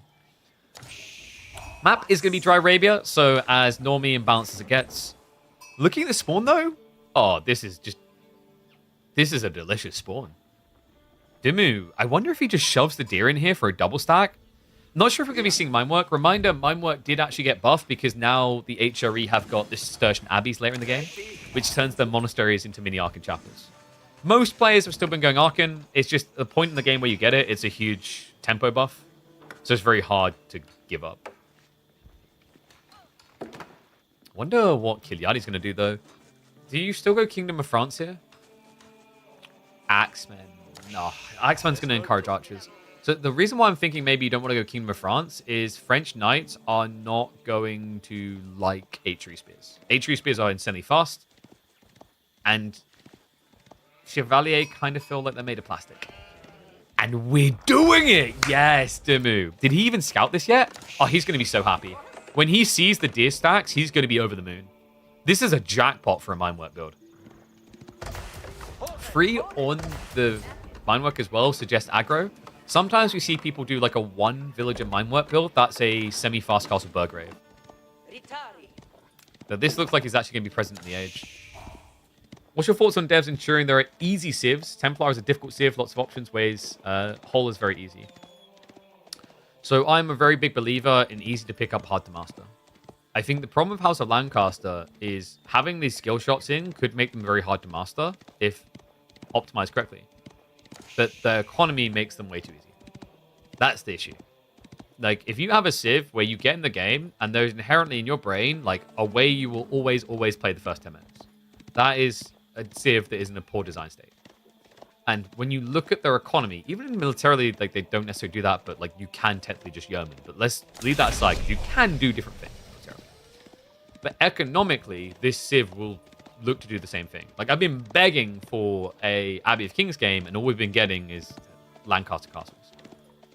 But luckily, we don't have to worry about it here, as they aren't going to be present. But this is also why I've been talking about changes to the other landmark choices in Feudal, because I don't necessarily like that Knights Templar is over 80% French right now. I think that one we can pad a bit more breathing time. I wouldn't mind seeing 1 or 2 small buffs to the other 2 landmark choices. But I don't think we need to rush to nerf the French landmark choice, because a big part of why people play it right now is it's the easiest landmark choice to open with. It is the most inviting because you get heavy cavalry to tempo a raid. And also, the perks, the side perks, aren't asterisks. They're not situational. When you go for the Kingdom of France, you get extra production speed and minus gold cost. That is a generally applicable buff. If you go Hospitalier, you get healing buff and worker health increase. That's very, very situational. And if you go for Antioch, you get a 10% damage buff, which sounds very generally applicable, but 10% early on is not as impactful. And on top of that, it's only for your melee. So that doesn't usually matter until later in the game, because Knights Templar right now in the meta are playing archers a lot.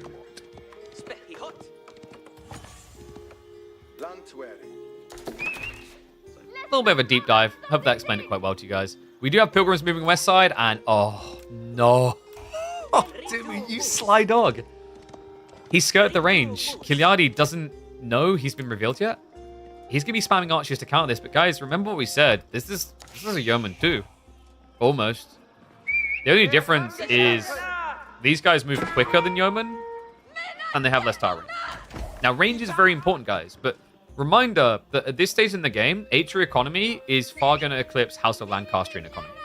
More time given, sure, Lancaster can pull ahead, but never discredit the power of this gathering buff. Looks like the Pilgrims have been revealed. Marching drills just makes it so easy to chase down. This guy has already forgotten that he was being chased. Clear signs of early onset dementia. Run. Worship the site, worship the site. Jackpot.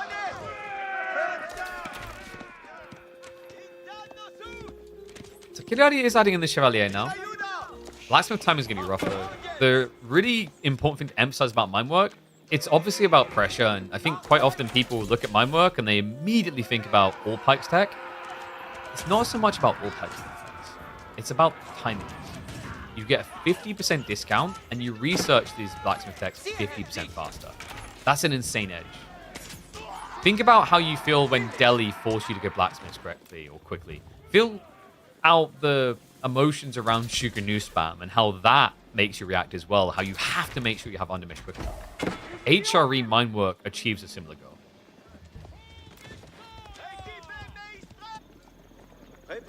Pilgrims are broken? No, I think you mean broke.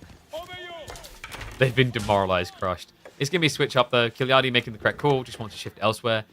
Haven't really talked about the sacred sites, but did he luck out on this in a bad way? They're quite close together, which means Dumu doesn't really need to rush into cavalry. Speaking of cavalry, Kilyadi, I told you, these guys just feel like fast. Does at least get an archer kill. We have got a conga line over the west side, so he's going to finish off the archers over here. Okay. Kilyadi, I think he's starting to just catch Dumu unrallied.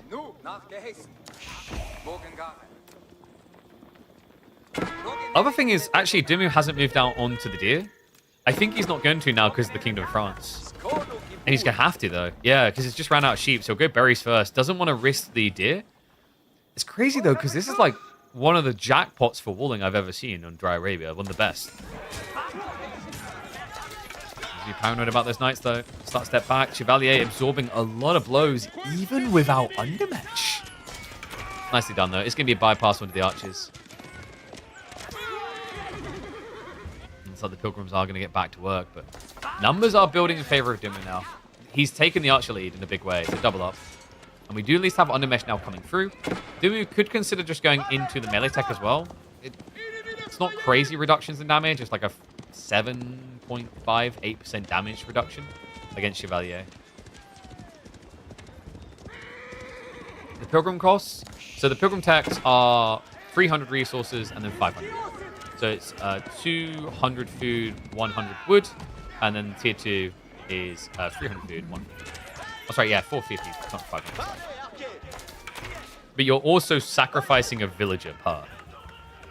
It's actually quite well balanced. Like, I gotta give the devs credit. I don't think they overtuned that. I think in some ways that's like polarizing to me, is the manners feel like a complete miss, but the Pilgrims actually feel well thought out and balanced. And I'm saying that as someone who's already amplified the statement that you can get 2,000 passive income off of Pilgrims with this Civ. Because you can get up to 10 Pilgrims. And you can cap your Pilgrims out with Genoa and Treasury Towers at 203 gold each. And they generate every 60 seconds for free.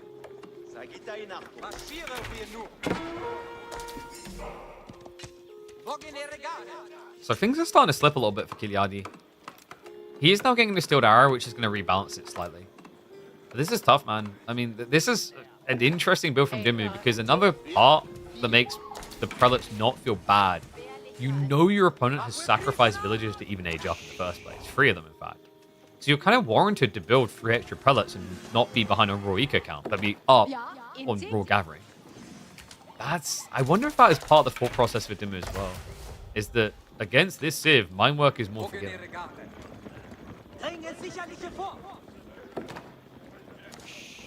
But someone I'm definitely hoping for with the next DLC is just a broad stroke additional mechanics added to the map, so that we have other civs interacting with different things in the way that Knights Templar interact with sacred sites, if that makes sense. Because this is how economy should be, risk reward. It makes sense as well. Like, he's paying nothing extra to get these. Like, he paid the initial of allowing them to spawn, and has to build fortresses to get more. The units themselves don't cost anything. But, like, he has to take a risk every time to see if he can get a reward. Just like trade. It's like trade with balance. Chalet, nice little raid there. Finally, we see Kilyadi actually striking back for once. That's the first kill he's been able to get on workers this game. He's going to be marching the base. Pilgrims again get denied. The worker count is deceptive here. Reminder, folks, the Pilgrims do count as worker kills in the capture age. I hope they rethink that, because that's going to be very confusing for people in games. Nice idea with the Prelate. Not able to get enough healing there, though. I feel like every time I watch Chevalier, despite me calling them plastic knights, they actually do quite well. I think it's the blow. They're very cost efficient compared to knights. And the kill point is interesting, because it only takes 4 strikes to kill a villager. And that's without a lance guard. It's going to lead to a retreat. Dumu instead now choosing the Ajar. Okay, so this is like looking quite dominant for him. Remember, Dumu's got 3 prelates, so he's about ready to go for a pull. Kilyadi doesn't have many knights, so it's going to be very difficult for him to block all relics. Templars overall very unique. Yep. And we talked about why they were called a variant civ in the first place. It's very simply due to budgeting constraints. Certain elements of Age of Empires development would require a lot more money to do right. So voice lines, new 3D models, these are all cool things. And I know people look at like Age of Empires 2 with its 20 plus unique looking full architectures. They want that. But you also need to realize how much money it takes, how much time it takes a 3D artist to do those things. I mean, just look at this statement. When you really appreciate the detail, you realize between texture mapping, 3D modeling, and look those things up if you haven't, I highly advise like everyone to kind of learn a little bit about the games they play and how they're made. It really changes your perspective and everything.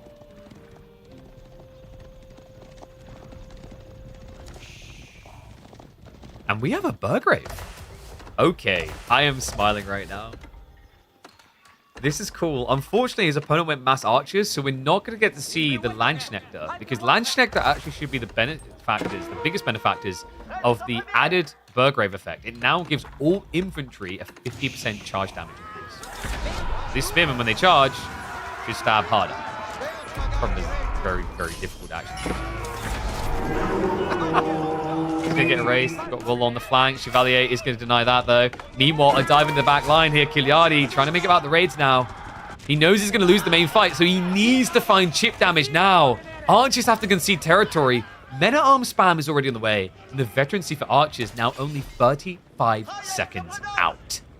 Oh boy, and to make matters worse, remember Dumu, he can easily rush into Steeled Arrow level 2, courtesy of that 50% discount cost.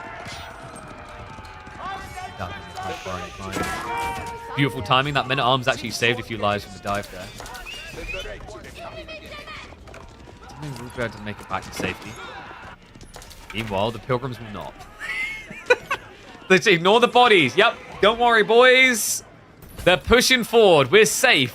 Nobody's going to stop me with my giant bag. Wait, why do these ones not have a giant bag of gold? They usually have a giant, bulky bag of gold around their belt.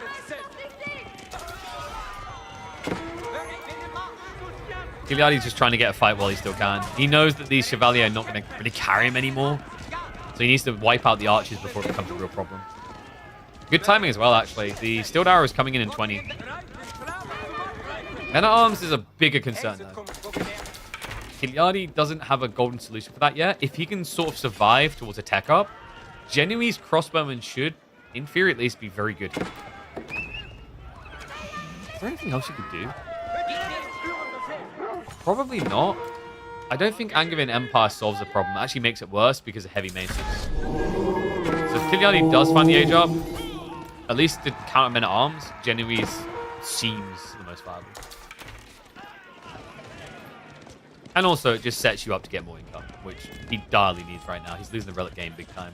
2 relics already home. Look at the rest, the remaining locations. I mean, this could easily end up being a 5 relic joint.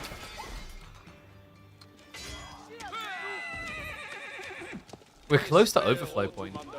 Food is becoming a little bit scarcer for Dumu, but he's got the outposts up. And Kilyadi kind of just needs everything at home now to defend against this wave. Which means he's not actually locking his opponent's additional food source. Yeah, this is the like metaphorical equivalent of running around the neighborhood as a fireman behind the pyromaniac. Like, oh, I'll get onto that house soon, Timmy. You just keep doing what you're doing, and I'll keep doing what I'm doing. The problem here is, like, realistically, Kilyadi isn't stopping the source of the problem. He hasn't taken the matches away from Timmy. Oh, sorry, Benny. Why we call him Timmy? Benny's the perfect name there. Wall for the Maces. It's going to force commitment. Heavy Maces means that the Chevalier will not be able to stand against that. Even with the TC's assistance, Undermesh level 1 is doing enough to reduce this. And Dumu now even going for the Cistercian Chapels. Abbeys. I feel like Chapels was the best. This is cool. It means his actual wood line is going to get fully buffed. Which is going to nicely layer him into a farm transition. Yeah, and this tech, by the way, it's only 275 resources. And you're going to have extra monks anyway after the relics have been gathered. Cistercian Abbeys is a really powerful addition. And HRE are looking potently on top here. Dumu now taking the lead, showing that sometimes old is better than new. Woohoo! Benny Boy at it. So, win for the left side. Well played to Ben. Did no one gamble on that one at all? Damn.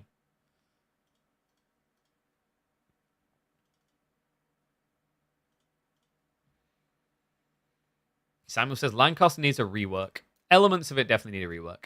Like I said, I feel like a broken record, but everyone wants to talk about it because they are broken. Just revamp their economy, and then we can figure out military elements that need to be ran through the scanner again. 2TC Templar is the way to go against HRE. You're pretty much forfeiting relics if you do that, though. I will say that I don't think 2TC is necessarily going to be the go-to choice for Knights Templar. Right now is the go-to, and I think I went over this when I was talking to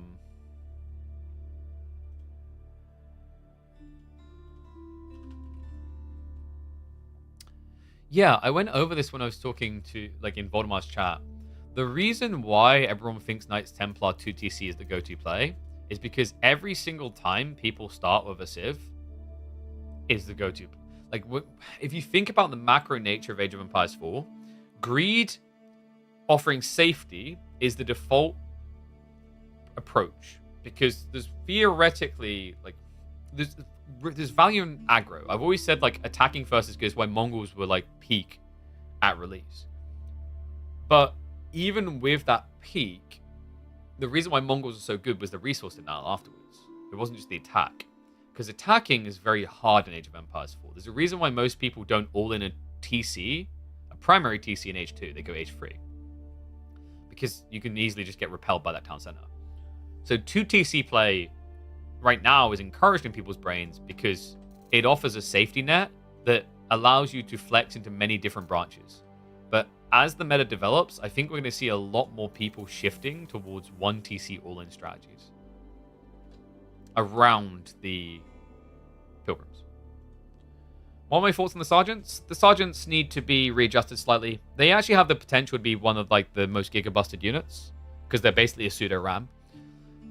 But right now, it's kind of tricky. I think they have an issue keeping versatility.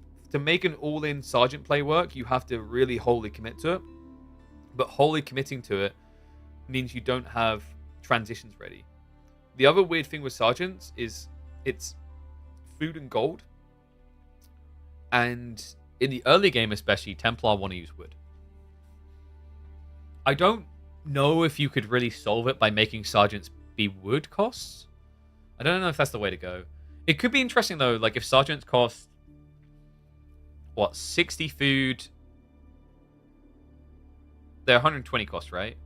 60 food, 40 wood, 20 gold. That would be interesting.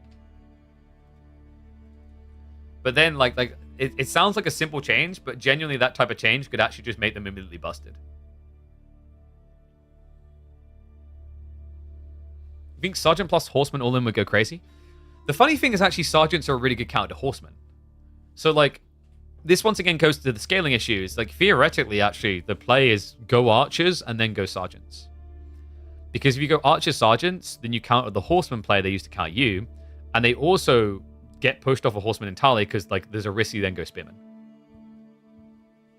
How do you counter Mass Sergeants? More Sergeants. So, like, Mass Sergeants is very different. Technically, it's meant to be crossbows, but that's a castle unit. In Feudal, it's Archers. Are there heavy units in the game that cost no gold at the moment? I don't think so, but I don't really feel like we have to worry too much about keeping that conceptual gap or divide because Hobblars exist, and Hobblars are like cavalry that cost gold. So we've already broken that mold, just in a different way. Okay, so we're going to be going to Holy Island next. And it looks like we are going to be getting Knights Templar versus Shushi.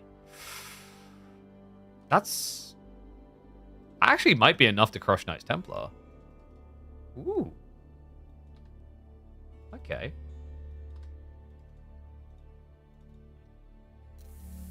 Alright, let's get ready to get in game.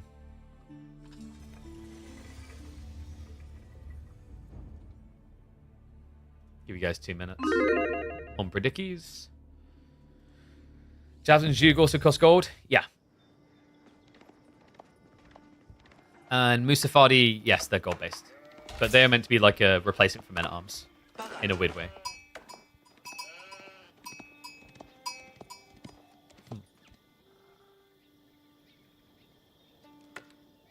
One and all, they are broken on water. No surprise either. Every time they lost in the Middle East, they just got on their tiddly-lily boats and floated away. But wait a second. Kilyadi's got the power civ on Holy Island too. We've got Shushi up against Knights Templar. Okay, exciting matchup here, actually, guys. Map is going to be Holy Island, as I mentioned. The reason why Knights Templar are theoretically like Giga Busted or Mortar, it's actually quite simple at the core of it. Pilgrimages need to be blocked, and blocking pilgrimages while playing water is difficult, sometimes impossible.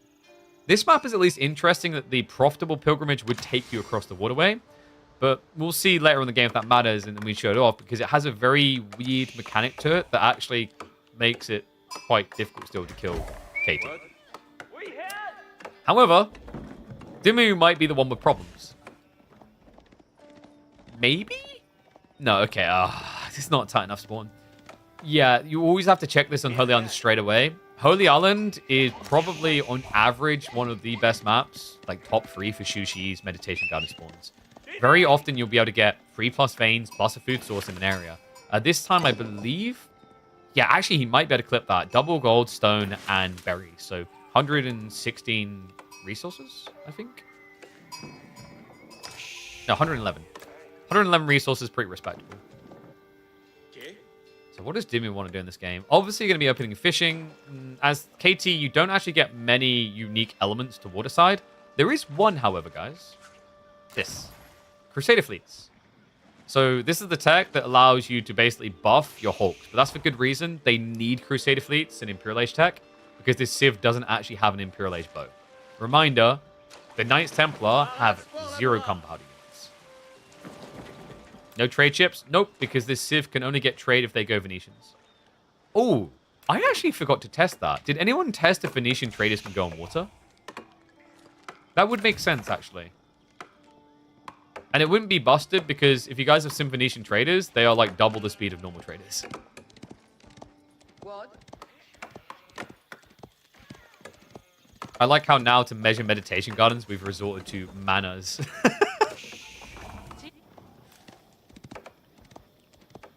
Oh, yeah, and also the comical part is like placing a meditation garden here is... Okay, can we stop... Just for one game, can we stop talking about the House of Lancaster? Also, you've all got to stop calling it Hull, because Hull is House of Learning. Just call them Lancasters. Call them... you know what? Like, I know the perfect name. LC. There you go. Boom. As a Dota guy, that hurts me a little bit, because actually Knights Templar have LC. They've got a unit that gets health and damage when getting kills. So, pretty evenly divided sheep spawn here. Reason that's important is actually Holy Island has become the best water map in the game, full stop. And the reason is actually people have got much better at surviving the water fight. We've seen a lot of people just come back recently on land after a 2 or 3 TC switch.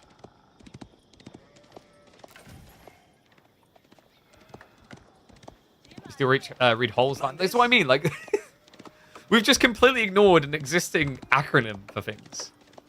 Also, I am very disappointed more people haven't started calling KT, like, the girl's name KT. It's just sitting there waiting for you guys to engage. There we go. He does go for... Okay, so I guess the Medigarden wouldn't stretch to the stone. Oh, okay, wait, he's got one here. Yeah, that's guaranteed. The boom, there you go. I'm blind. I must have missed that one. So this is going to be the 111 resource Medigarden. Pretty decent. The reason that's important, actually, is it kind of offsets the concern of Knights Templar's first Sanctuary pull with the Pilgrims. Because that Pilgrim could easily generate 130 gold per minute. We won game 2 close spawn. That was Kilyadi. The day of wins for the House of Lancaster. Yeah, no Lancaster coming out here, by the way. The problem is, if you scale into manas, yeah, it's powerful, but you're going to lose water. And it's kind of interesting, actually, because technically, House of Lancaster has the potential to be the most broken Civ on water. They have got Admiralty, which is the extra range tech. The other thing they have, guys, is if you actually make it into Imperial with the King's College, they can hit the highest range. They can get 12 tower range gunpowder. 12 tower range with 20% more damage. See, now I'm talking more about Lancaster. Kingdom of France coming in, though. If KT gets all the way to Imperial Age, we also have a boat they can play into. The Venetians do give them a unique choice. Yet to see it used even once in high-level games. So, for those wondering, basically what the Venetians give you is access to a catapult boat. Has a trebuchet on it. Really cool looking. Probably has the best looking mast in the entire game. Sadly, the other thing you get is Condottiero, and no one wants those. Yeah, actually, I'm trying to think, is there a worse Civ to choose Venice against than Sushi? Chat, help me out with this. I don't think there's actually a worse Civ to go anti-gunpowder against than Sushi. Like, I guess it's not bad because of the Nest of Bees and Bombards, but obviously your opponent can't have hand cannons. Mirror matchup? That's true. Yes, mirrors actually would be the worst for Condottiero. Well, we'll see if we get that deep. It's tricky to get that far in with Holy Island. We have got archer ship spawns coming through. I've got the counterplay to... I just realized, I think we're 30 seconds out from live, so I'm going to just hit the forward. And we have got more docks on the way. So Kilyadi just crawling up the coast here. Pilgrims have been spotted, but Kilyadi will have to make a side investment into an archery range to stop that. I'll give him a few minutes, Medigard and Lamb too. Time being is going to have to focus on the water though.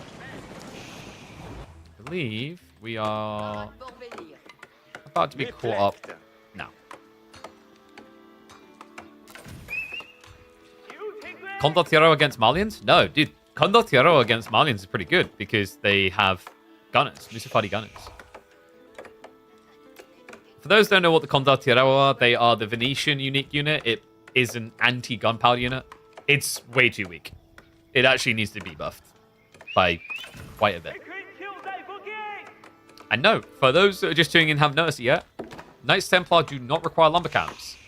It's one of multiple details that makes them theoretically a top 2 Civ, I want to say, on water. They save a lot on lumber camps, and you know you're going to eat into a lot of wood. They also get food while doing this. So it's kind of like the Byzantine effect on berries in a different direction.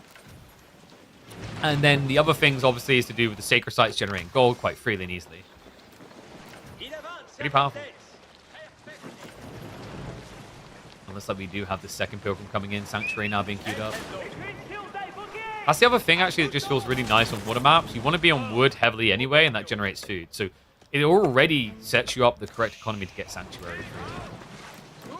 Fishing boat can is also just so much better for Dumu. 12 compared to 8. Kilyadi, I understand what he's doing here. He doesn't want to extend this game because he knows it's going to get very hard to shut down the Pilgrims. And he's already getting shut down in his own base here. Chevalier Confrère arrive in the tree line. Big idle up here. No wheelbarrow either makes it pretty painful. So Kilyadi, okay, this could be a very quick game. He's failed to get that push through easily on water. Dumu now has the land raid. He has eco-scaling there. And Kilyadi doesn't really have a momentum lead to kind of push this through yet. He definitely has the springle count in his favor, but it's not at the over one point where you just get the GG pull. Hold that thought. Unless... Ooh, decent hit. Gets rid of the archer ship, takes out 3 fishing boats. Demo's definitely not cheap, but finally Kilyadi, his hard work, rewards him with something. However, it has also cost him something. A few scalps here. Demu, only 2 worker kills so far, but the idle time matters. This is another part of why Sushi is so crazy on this map. It's the garrison points, the village that you build that protects the villages. It means that you can actually ignore a lot more harassment on land than other civs can in this simple situation. KT eats insects inside the trees. Okay, so one thing I'll say is it's quite comical, because anyone who's watched this stream for a while will remember I've multiple times talked about how I want new food sources.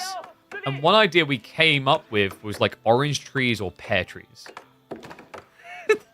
And we've kind of got that now with this civ. Because they get food while gathering wood. Yeah, I just found that very funny when I like realized they'd done that. Good raid. 2 more worker kills. And they are not even. Dumu's definitely ahead. With this gold gen, like easily eclipsing the meditation garden. I like Dumu's approach though. He's not overreacting or over aggroing on water because that's where Sushi can actually just string you up. They've got stone gen, so they can inherently get naval arrow slits. It's a very difficult fight to push into. Land-wise, this could be pretty good. Because remember, Dumu, if he just keeps leaning on wood, it sets him up for more boats, but it could also set him up for an archer switch. Now that you see spears, definitely plenty of reasons to do so. Come on, Dumu. It's going to mount pressure. And, oh, sorry, guys. I forgot to flip the score, by the way. It is Dumu ahead, remember.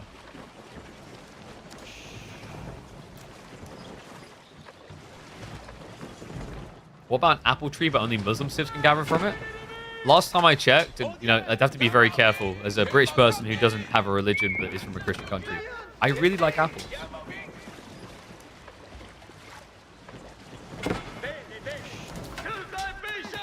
Ooh, how do you like them apples? Hello. Demo ship. Sneak around the back. Kilyadi. He's down to 4 fishing boats now. Ooh. I'm starting to get a bit worried that this is snowballing.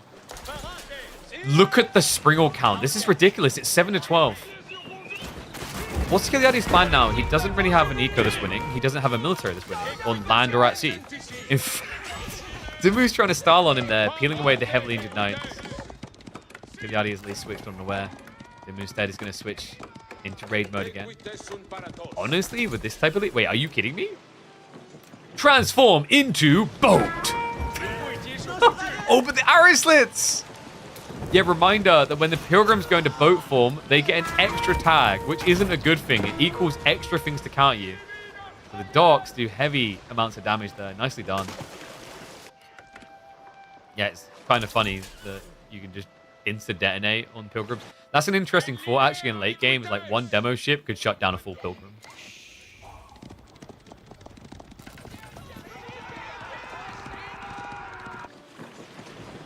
He's got to be feeling like he needs to make a move soon. This posturing will at least keep blocking the sacred site.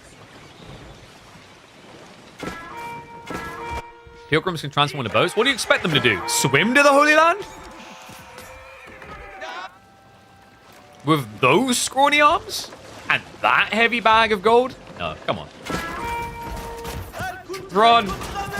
Wait, they aren't saying the cute lines like, oh no.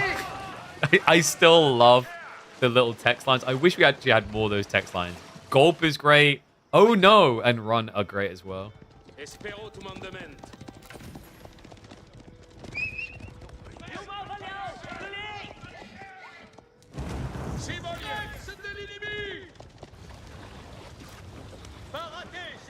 Does Dumu just go Castle Age now? I guess he just wants to win water. Does it feel like it's sitting there begging for him to go up? And it would allow him to win water quite easily, guys. Remember, it's going to give him access to Springle Cruise.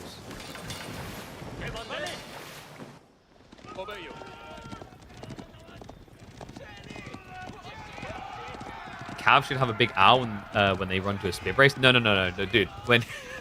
When Cav run into spears, there should just be like 4 asterisks up on the screen. They probably won't do that though, because that might cost them their child-friendly rating. I think they have... Is it like 13 rating in terms of age? Got that siege coming in from Kilyadi. Then we're getting the demo pull ready. We do have early Palace Guard.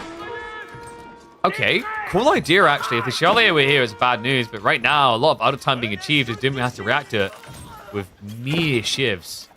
Yeah, and his own house is kind of grief him. It's hard to actually get that full surround. There's a lot of out time being achieved here. Pretty much the entire eco lead and then some. More Chevalier are on the way. So they're going to arrive after the dude's dead. So. Meanwhile, oh, we've got a similar raid happening. Good micro. Dumu gets another kill, gets away. Injured, but alive. Have a demo pull.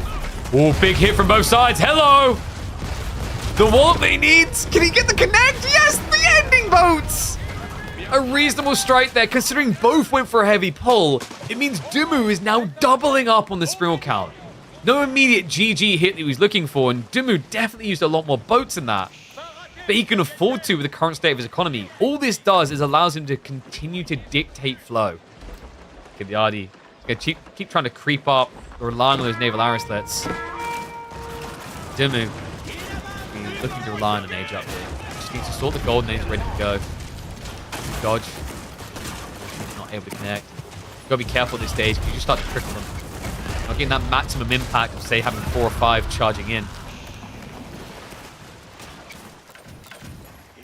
Just actually get sniped as well, yeah, so stand there repairing, does end up getting killed. We do have more naval arrows that's coming, but Dumu's now ready for the age up. And remember, guys, the age up is quick. It's 45 seconds to get that age up. Very powerful water. Love this. Actually goes for the dock, increased health. Also, the heavy spearmen can be pretty impactful just for raiding on land, because there's nothing to counter them right now.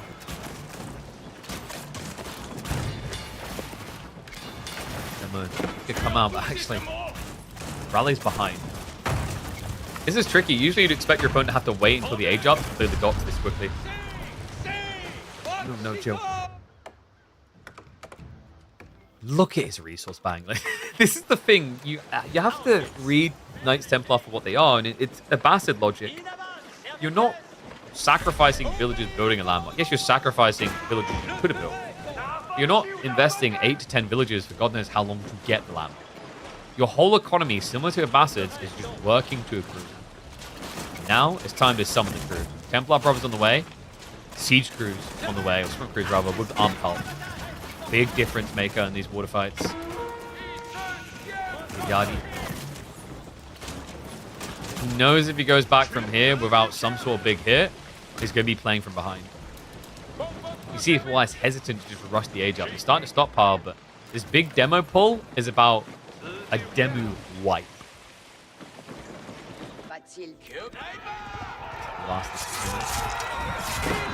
Out. He actually is scaling to a lot more. Makes sense. Templar Brothers are going to be a scourge for him here. He's in age 2, so he doesn't have any other answer to them.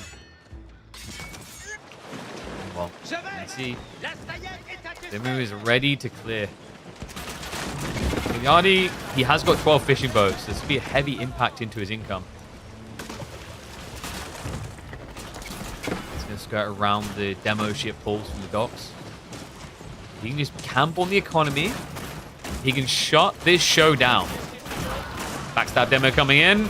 Archer ship does go down at unfortuitous time. The body block it here, but the demos, he doesn't manually detonate. And Archer ships just stand their ground. Oh my god. What? That was sick. Dumu, he parked the demos so all the springwood shots would go onto them instead of onto the galleys, allowing him to wipe the entire incendiary fleet. That was a crazy play. It looked like he was chalked, like he wasn't actually just pushing in with the demos that had a free hit there. But he was getting everything he needed out of them.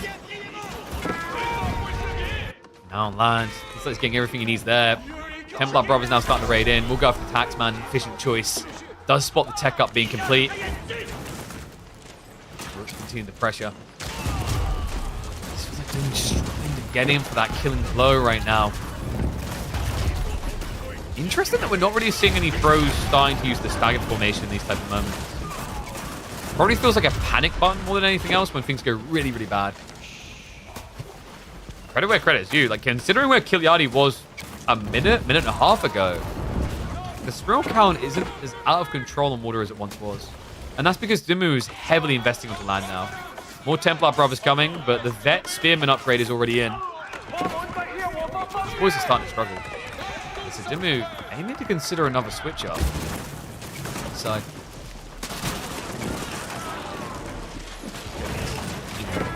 We have to remember that Dumu has been relentlessly fighting without healing aura for 2 minutes. His opponent's had it the whole time. So he needs some cleanup. And oh my god, that is a lot of archer damage. The demos, calm down. There's like no Spriggle chips left. Kilyadi lost them all. He's got mass archer ships only. Oh my god. So the demos probably would have been worth it onto the docks, not so much onto the fleet. Also, this is still really annoying for Dumu. The backstab dock can ruin him when he overextends. That's why he keeps going so wide. He just wants to block the fishing. He knows he can't clear all the docks yet. So land has slowed down temporarily. Dumu has got more Templar Brothers waiting to dive on in. The Master's getting a little bit scary, but if he trickles them like this in small groups, then Dumu can actually still win that engagement. Act raw count? Getting a bit worrisome. I think Kilyadi thought that the land raids was over for the time being. I'll learn a harsh lesson, actually. Knights are going to go in for the check. I don't think he saw the villagers. That's good news, actually, for Kilyadi. He's going to keep pivoting north side. Reminder, all of the Finns' economy on land is south side of the base. So this is the dream. This is exactly where you want your opponent to go. I guess Kilyadi is now going to try to do some chip damage in return. So this is I guess one weird thing about Angevin Empire that I've noticed, I thought you just go straight Armored Spears because they're kind of decent harassers, they don't die. But when you go Templar Brother, you can't easily go Angevin Spearman because both get countered by crossbows. This is a sick raid though. What in the everlasting pathing was that? Great micro Kilyadi, just taking advantage of the fact there's nothing else happening on the map right now. Claimed quite a few souls. However, things are about to change. Kilyadi went to the back tree line. And the brothers will find him. Land Eco lead is building Dumu. Now it's 56 to 45 villages. More still being culled. And looks like the spearmen on the aggro are going to get cleared up now. Alright, this is just getting out of control. Dumu, even so confidently, he pulls 28 villages into the center of the map. And the brothers keep on diving like an Olympic water sport team to get the win and get the series in 4 games for Ben. G to the G. Dumu doesn't need that 5th. Damn. Nice Templar are looking pretty crazy on water the more I see them.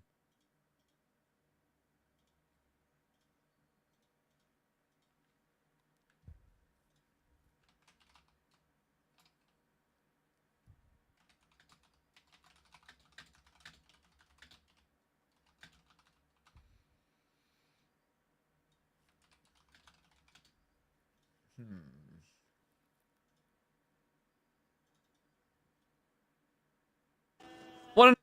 Oops.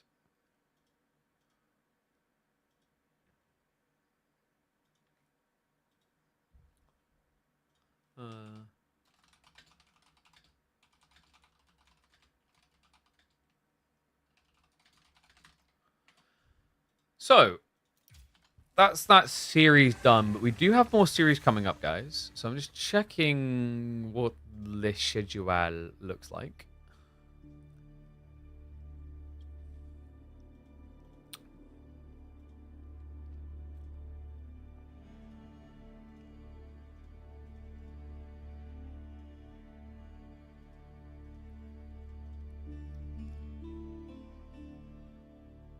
Oh, did you see that?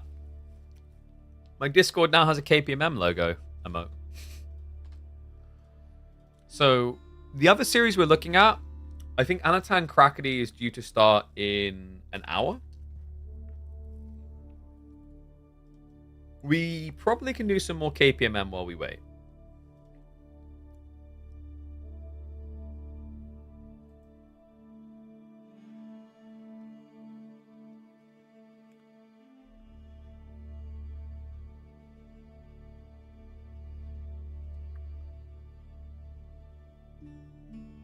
Yeah, so I think Anatan's series versus Lemonos is due now, but he's in a game against Vortex, so we can watch that.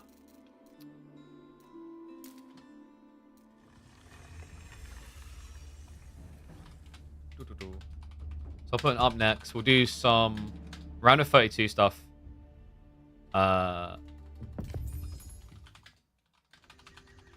Into more of Trials of Knights and Roses. Sound good? Alright, so let me switch over. Let me reset everything else in the background. Pay out you GAM bandits. Maybe I should join this weekly muster. Midweek muster sign-ups for this week are closed. You need to make sure you sign up quick enough. But do advise it. It's open to sign-ups. I think we had a full docket this week. But sometimes there's just space. Someone drops out or whatever. Are Condottiero considered heavy infantry? I'm pretty sure they are.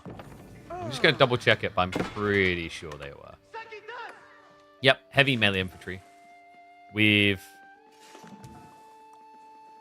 Where was the armor? 1 melee armor and 1... Dude, that's the... They should not be... Okay, would it make Condottiero OP if they didn't actually have a light or heavy tag? Because 195 HP, 1 melee armor, 1 ranged armor sounds really bad. And 16 base. They're very sad. Gamba for a pub game? How dare you?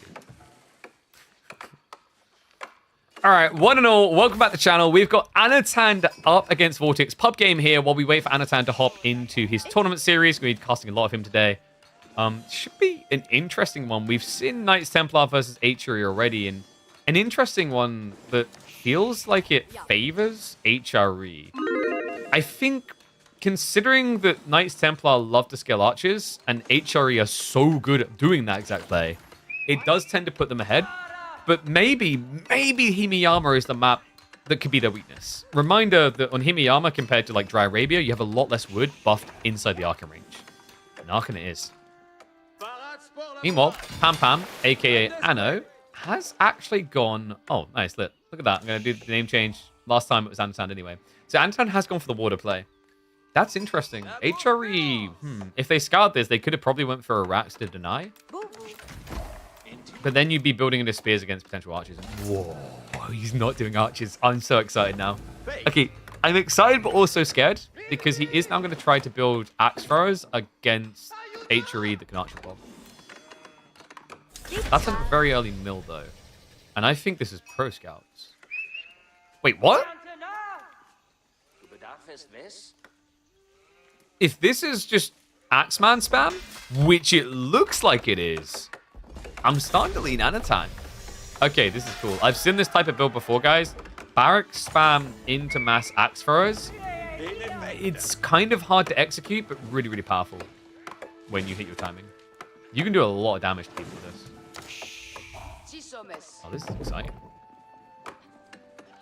Let's see if it works out for him. We'll slow down a little bit now that we're 5 minutes in.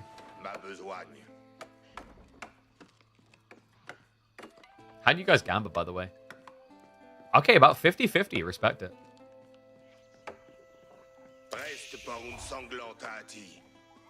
So, axe throwers, I mean, if this wasn't Pro Scouts, I'd still feel pretty good about Vortex's position, but Pro Scouts is such a big investment at this stage. And because Anatan went for the dock play, he has plenty of food to work with. He just has to throw a bunch of people on a gold. Which I believe, yeah, he's now doing with the pilgrimages. So axe throwers arrive. You actually can't run away from them. What a tosser. Also, if you're wondering why he's not doing raw 10, this number is a lie. Axe throwers don't do 10 damage, they do 9.9 because Antioch gives a 10% damage buff. But, like, that's not... The front-end UI doesn't understand that. Yeah. Able to block out. Scout arrives as well to deny the second. Oh, this is brutal, man. Okay, Vortex is going to try to pivot north side, but... Surely you're going to be sending some boys up there next. And, how cute. We've gone for an outpost to defend our gold. It would be a shame if this range unit done full damage to buildings. We're not at that stage yet. He's definitely going to need more. And I'd also say this is the hardest civ to do that against because of E-repairs. But make no mistake about it, guys. This is what I meant by when you scale sergeants, they are scary. You guys remember when we used to watch Mass Yuganu and they didn't need a battering ram because they were the battering ram? This is like that, but to a real extreme. If you can actually start to roll into mass sergeants, buildings don't stop you. In fact, I really need to see mass sergeants versus a barbican.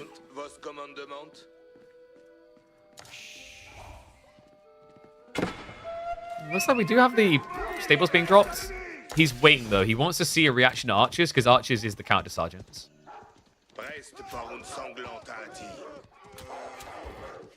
Any reason Anna's one villager behind?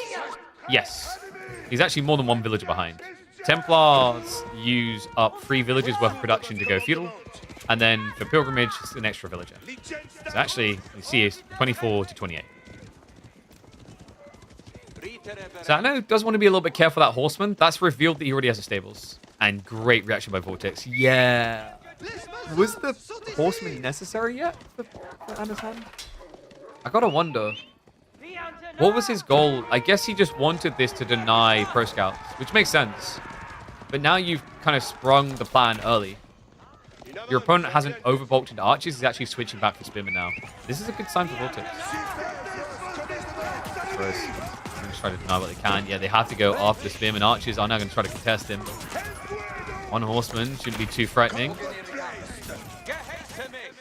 The blob actually doing enough, though. Vortex, just with mass, they will counter in such small numbers.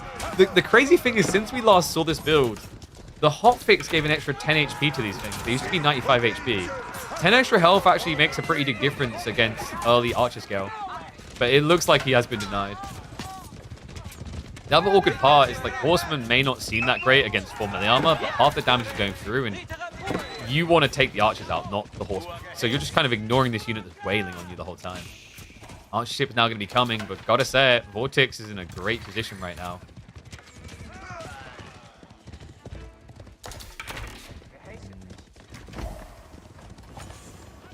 So what do you do now if you're Anno? Because I feel like the axe throws have failed. They had a cool idea behind them, but they missed their window. And your opponent has basically got pro scouts to bulk. So yeah, the only way out, Anno is going to choose to tech up.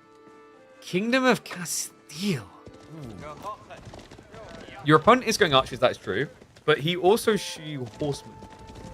And guys, Genitors might sound crazy, being, you know, 5 base and then tripling the damage against range. But it's 5 base damage against horsemen.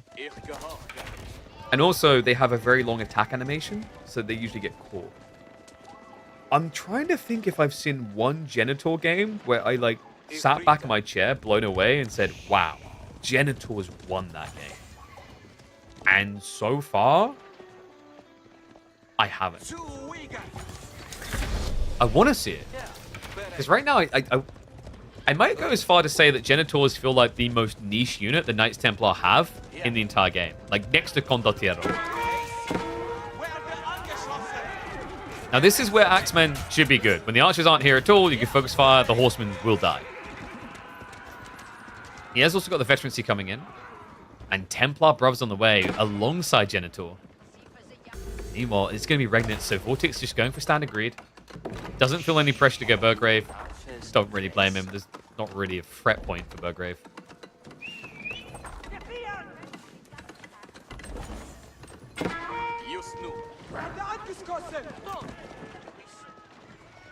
Every game you've seen Genitor, it feels like they lose. That's because every game you've seen they have.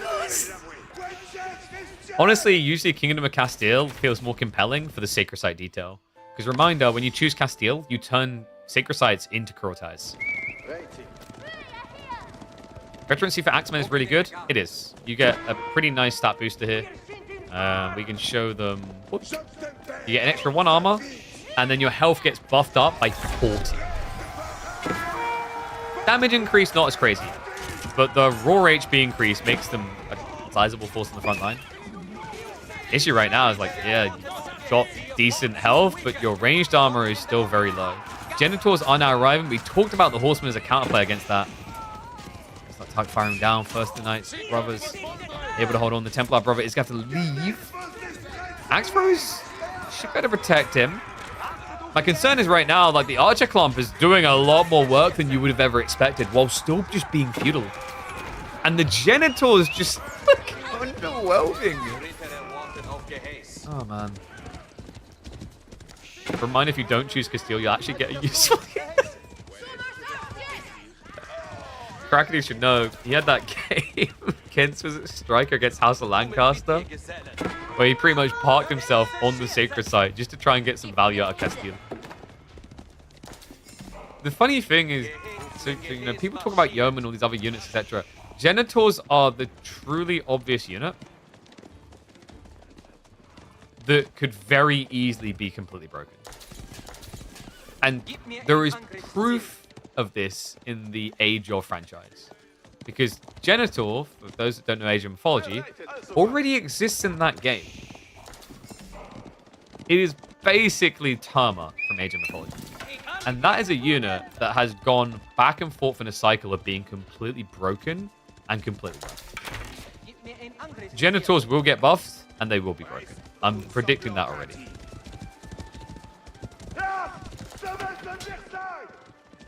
I reckon what they'll end up doing is scaling health and damage, when what they probably should actually do is scale attack speed. And maybe even make them a bit less tanky. Like with more range armor, maybe. Oh, looks like we have got to play onto the ball. I know. He's stabilized reasonably well. The problem is Vortex is getting relics. His army directly is still uncounterable. I'm just trying to figure out what Anatan's next transition is. You don't really want to do men-at-arms against knights and the fact it's HRE.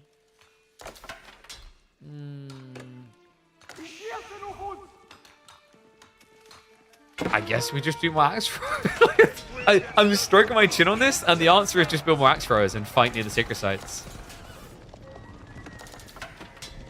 Which, that's another funky thing. Ano hasn't been able to fight on the sacred sites yet. He tried to push for it, and credit to Vortex, he read it perfectly. He body blocked him out of it. He's doing it again, because you have to defend the ball, which means you can't be anywhere near that damage and health buff. Archer's just going to dodge out. Knight's going to pursue. Spearman as well. It's a wipe of the army. I think this game is almost over. There, yeah, he just calls it. GG comes out. Vortex makes it look too easy. HRE once again falling victim to the Knights Templar. Wait, Knights Templar falling victim to the HRE. It's been a long day. Oh my god. Dude, they are so bad. They are so bad. Okay, so is Genitor the worst unique unit in the game?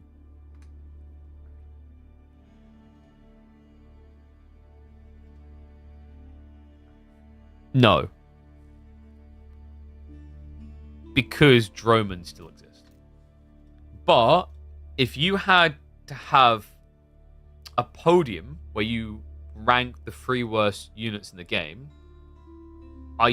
unique units, I do think that Knights Templar have 2 of the 3.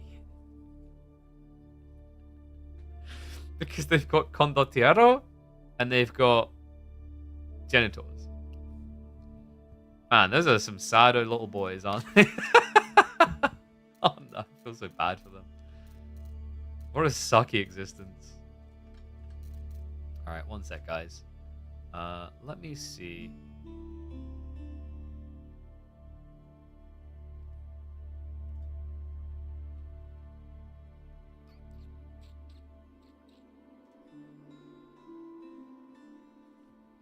So I think we've got another Vortex versus Ano game, and then we should probably be into Crackly versus Anatan.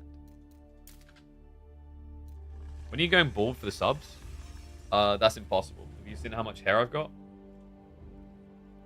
Like, bruh. Oh, you mean shave? I feel financially so attached to my hair that I would put a completely unreasonable sub goal that our current size would not be possible. I think.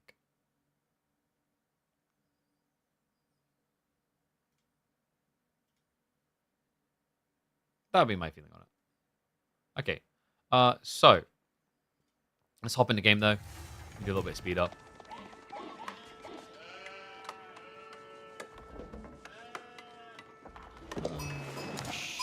Ascolto.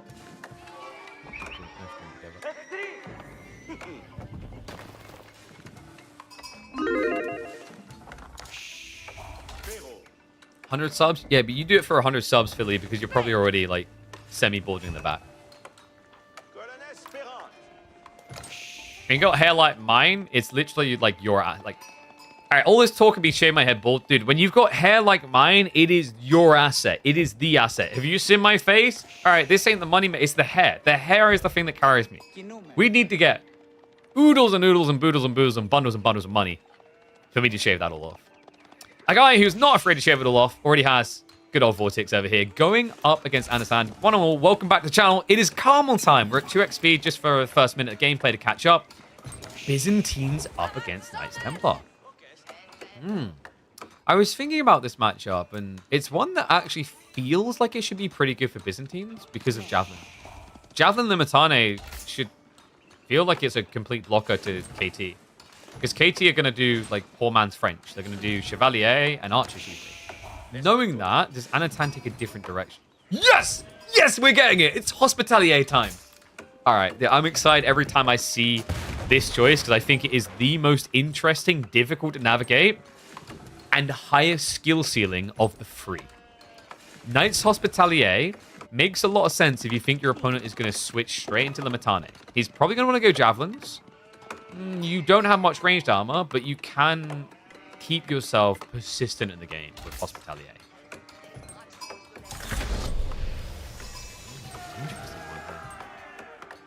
Okay, so we'll stick on the 2 XP because I think we've got 1 more minute to catch up on. We are going to get safe passage straight away. Reminder, he has got the flanks here on Carmel. The Sacred Sites should generate maximum gold there fairly easily. And because Byzantines tend to lean into Longbow or Javelins, they can't actually play flank very well. There's too slow of a comp. So unless you want to go Keshiks, which I don't think you want to go Keshiks. And wait, we've actually got Pro Scouts? Oh.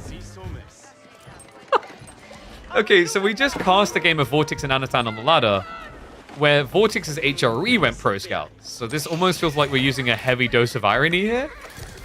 But against Byzantines, they still have a very strong timing, guys. I warned that the Byzantines were slightly different with their system build. They are. You have to put people on a stone now.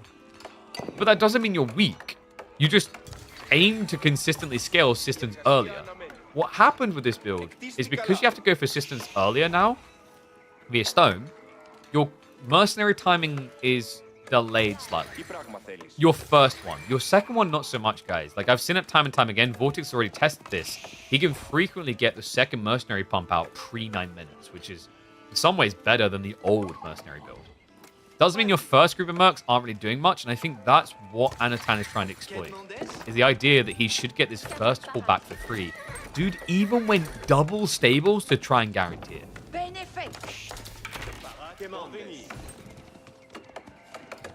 There's too much food. There's so much food on this map. There's too much food on this map is the better way of putting it. It is way too much food. I think you could make an argument for maybe keeping this much deer, especially with Pro Scouts being nerfed. But why aren't a bunch of the deer packs around here? It's just all in the safe corner. This is the biggest problem I have, is like there's too much on one screen and it's too safe and too close. Watch Kilyadi versus Bestially. He just scaled systems. Yeah, it's crazy.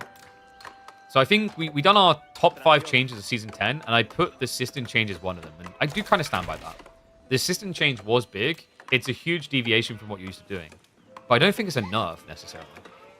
I think I said as much. It's like, theoretically, a nerf to your first merc timing, but in the mid-game, the system change is actually a buff.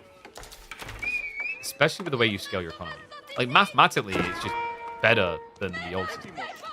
And also, the other change that this is interesting for, guys, is before, Byzantines really struggled with the idea of doing full production because they want to keep their production near systems. With the flat fee cost now always being 125 stone, it's actually a lot easier to, say, build a system out here in the center of the map.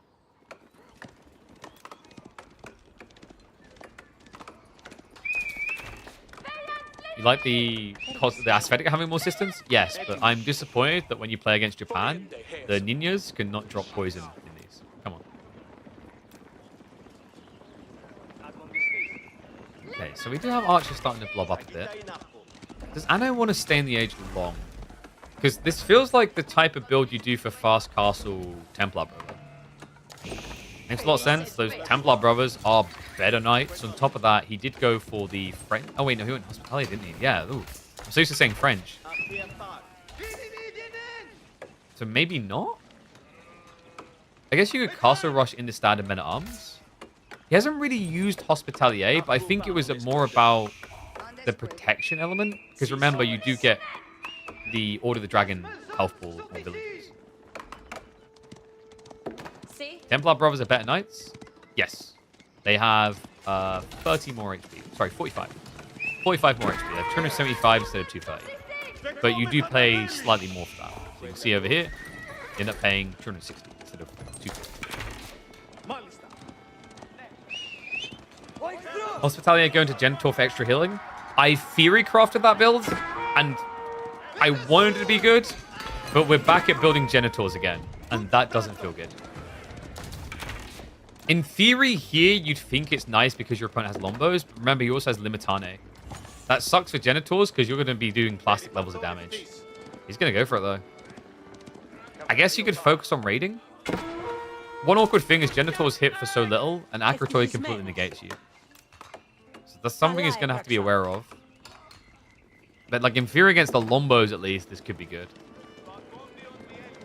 What I'd rather see, and it makes sense for Pro Scouts, is he can go for the Templar Brothers and use the Sacred Sites as healing destinations. They're basically mini Abbey of Kings.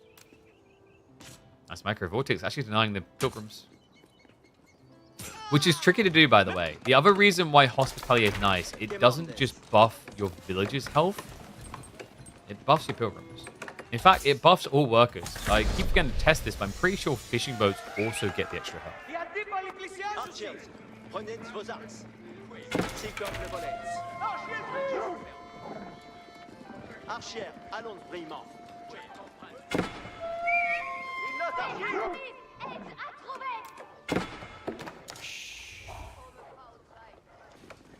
So Archers are going to rotate around the back. Vortex.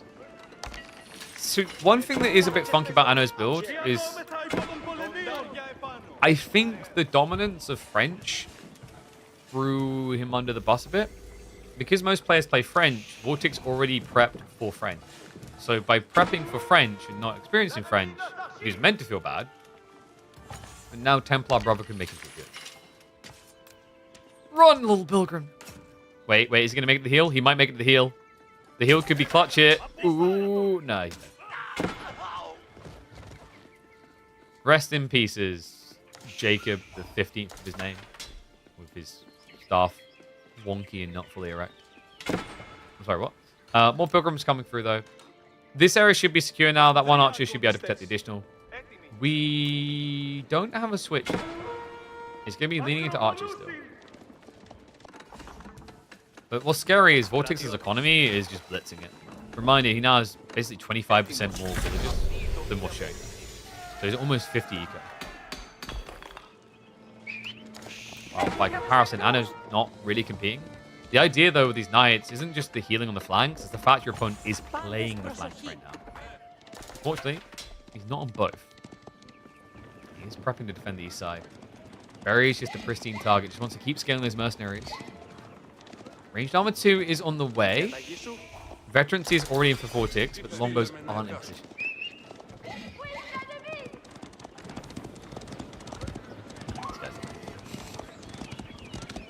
You know what's really sad is when you actually play Kingdom of France and you line Templar Brothers up next to Chevalier Conquer.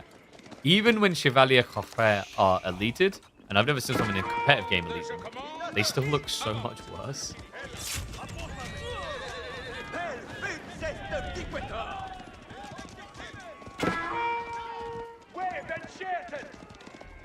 Veteran Archer is the hardest upgrade in the game to get. In what way the hardest? So the interesting thing actually about Veteran Archers is when you're in an Archer off, Veteran Archers can lose you the game.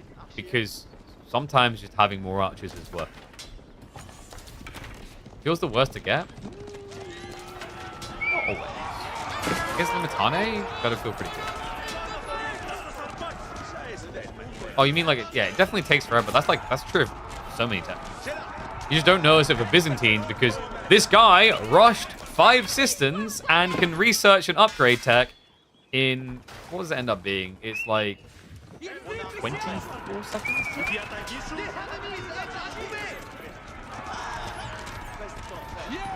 I'm just trying to clear those archers. Templar Brothers trying to get into it. No, ignore us. We're not. Shut. Don't look. Don't look at us. We don't exist. Stop looking. I don't know, man. This looks pretty chalk. GG's gonna get called. Vortex just showing you a good old Lombo pump can beat it. Pro Scouts, checks and balances, my friends. It's not the dominant force it once was. And that's another loss for the Kingdom of Castile. Oh, God. They're just adding up, aren't they? All right, so we have got our next series about to kick off, folks. So let me just get that ready to go live with. We're going to pull the draft. Be ready to roll. So let me import that. I think the boys are getting ready to hop in the game. We'll figure out who's playing what first.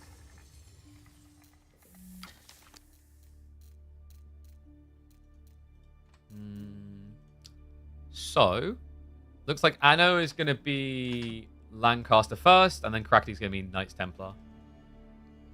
Anatan versus Crackly. Hall versus KT. Boom. I think everything is set right. Map 1 is going to be regions.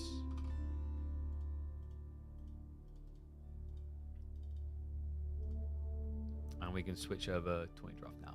Beautiful. Beautiful. All right, let's get into game. Whew.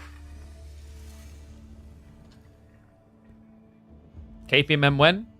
We mix in some of the KPMM games when they happen. But right now we've got these ones live, so we're prioring them.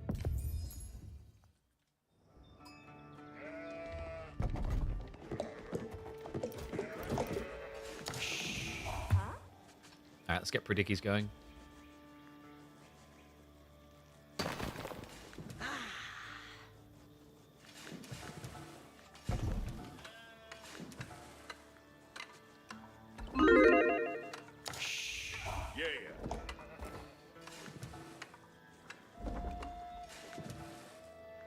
KP said he was going to go for Conk. We said we'd do Conk when we're averaging 750 viewers. We haven't hit that milestone. We have to average it for a month. I talked about this. So if you guys want it, keep watching, share the stream around. That was meant to be the reward. I set the milestone, guys. I literally... I feel like I've said this about 8 times now. Phyllis Bow, if you can hit Conk, I'm pretty inspired that almost anyone can. Alright, into the games. One and all, welcome back to the channel for another competitive series. We open up our regions here for a new Civ matchup. Anatan on the north side of the yellow, playing as the House of Lancaster.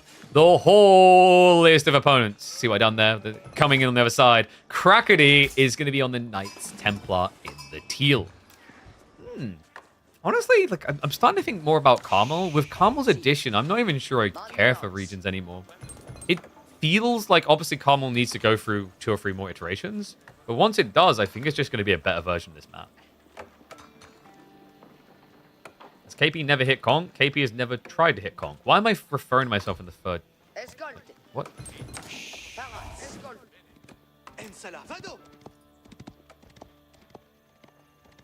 Oh!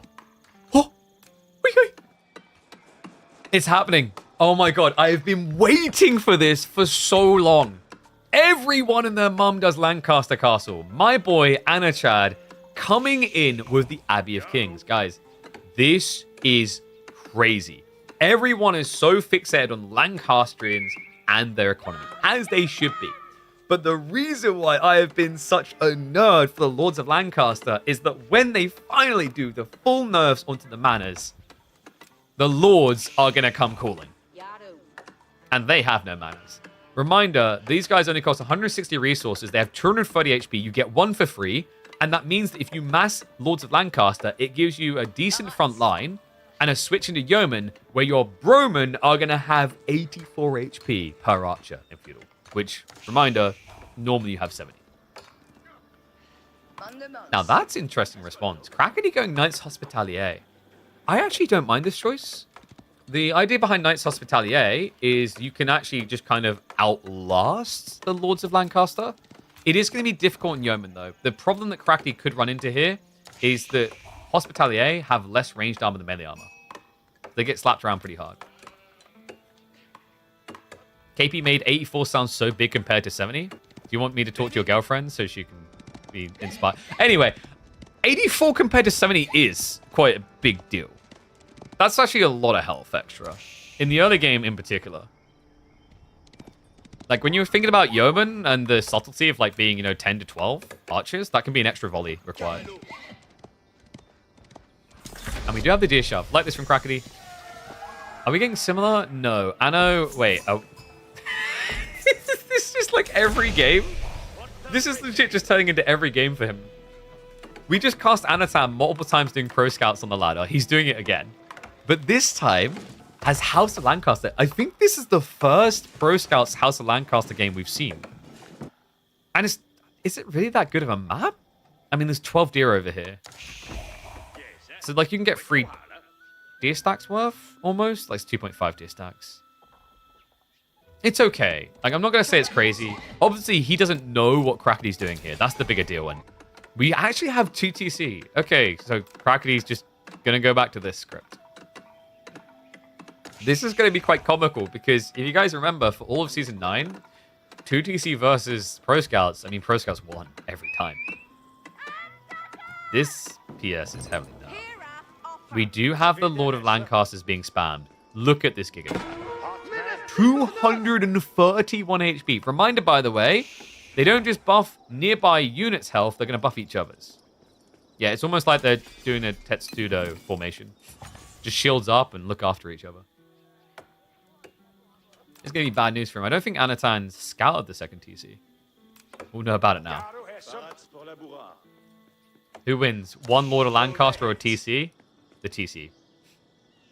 Oh, Jean or Lord of Lancaster? Jean will win that. She has a better attack speed. And she only has 6 less health.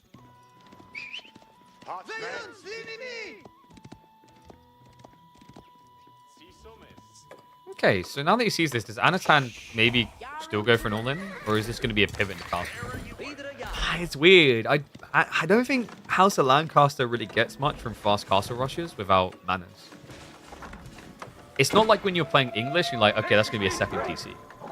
There's a very different civ. You can, so we have done a build. We used it on Enlightened Horizon against Warman.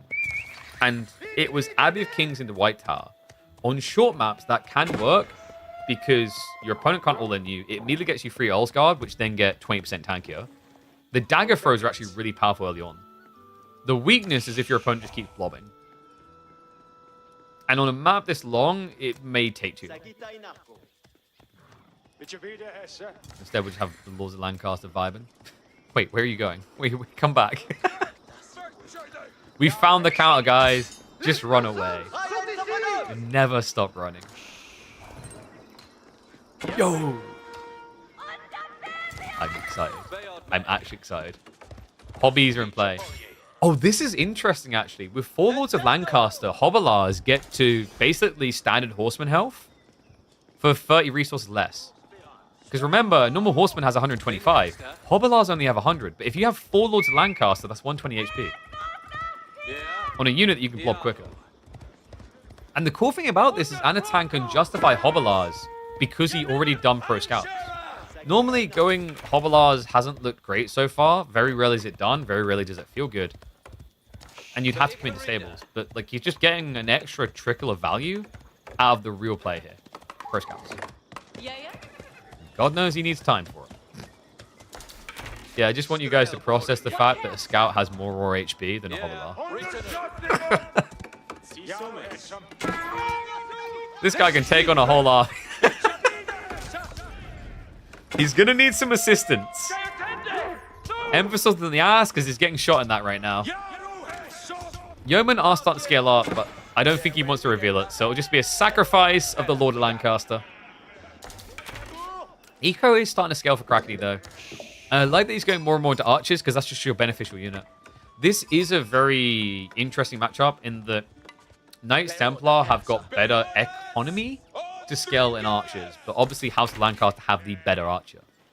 I'm actually really excited for this game, guys, because with no manners, we were talking earlier today in earlier series about the idea that if you take away the mana economy of House of Lancaster, Yeomen probably aren't as OP because you can't scale as quickly. We're going to get to test that here. This is great. Admittedly, they are going to have the 20% health buff, which may still just make this a bit too good.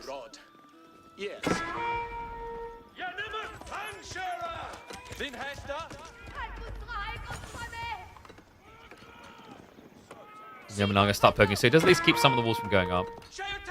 Hobbies are rallying in some very interesting ways. And Undermesh is on the way. But we have a switch up. Yeah, I'm kind of hoping he sees this Yeoman now. So these Raxes for spears would be kind of odd, right? Hospitalier is interesting. You have less range down with the melee, but it's definitely a better choice for frontlining the spears here.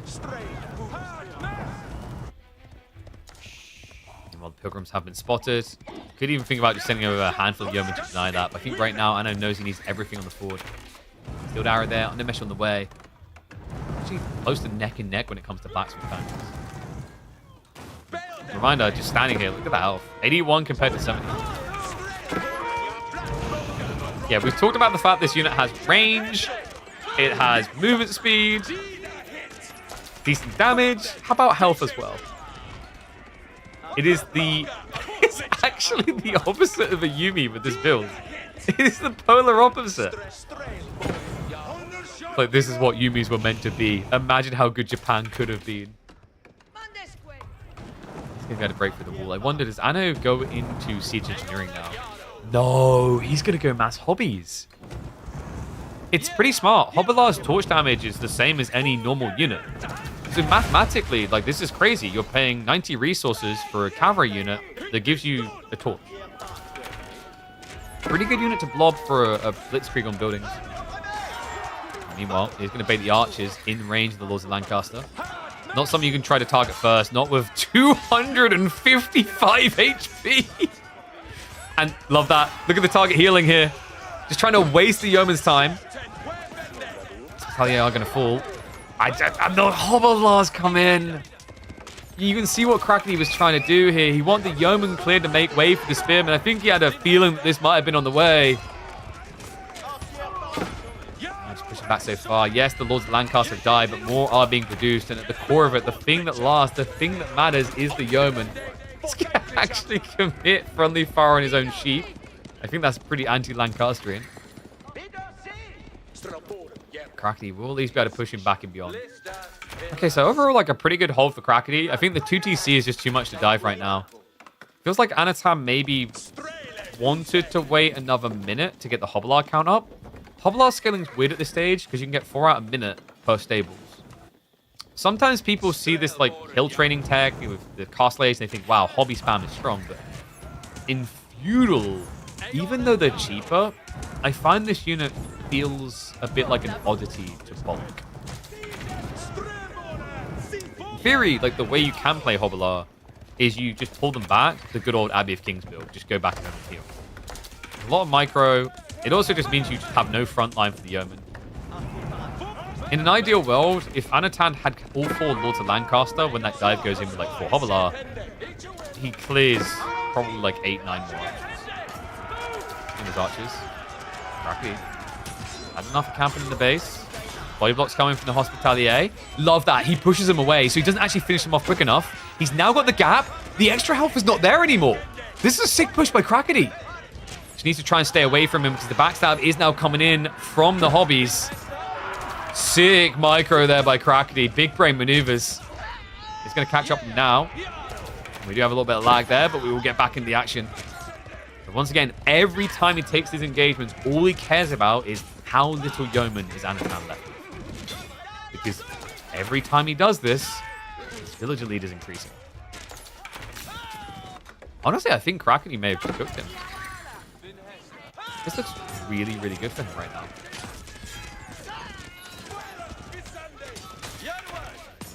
Yeah, sure, he lost the archers, but raw economy-wise, the cool thing about playing Knights Templar is you can last a lot longer with limited food than other civs due to the wood interaction. I think he knows it's now or never. Siege engineering's on the way. It's just crazy how quickly he's reblobbed.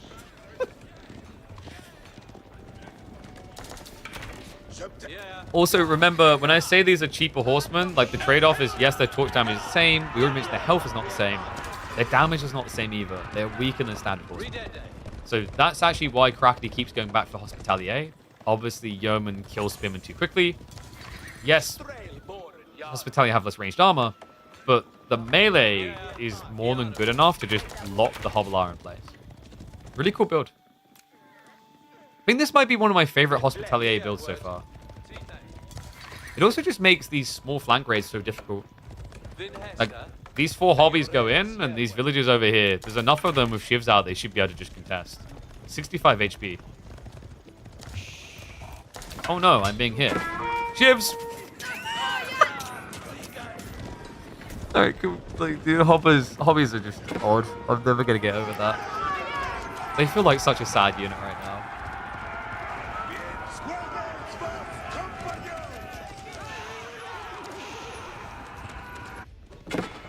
I can't believe we're 50 minutes into a game and Anatan has built just 0 mana.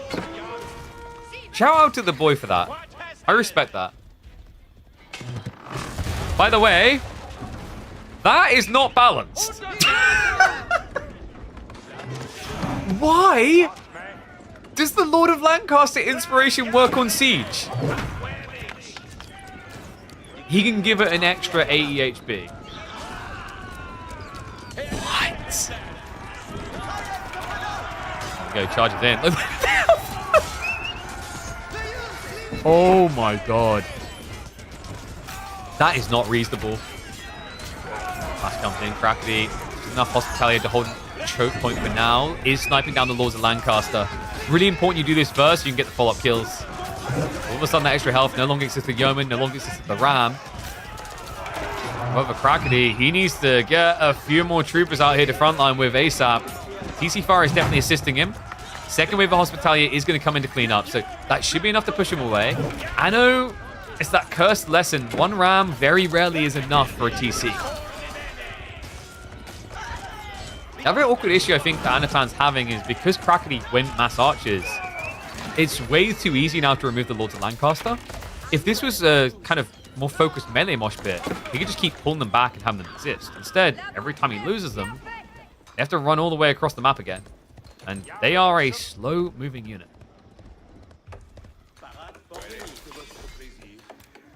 Even farms now. You reckon Crackety's just got some music playing in the background, just vibing? I'd be at this stage. This was good. That's actually a lie. I wouldn't be at this stage. Like, I don't like defensive play. So I probably feel a little bit dirty.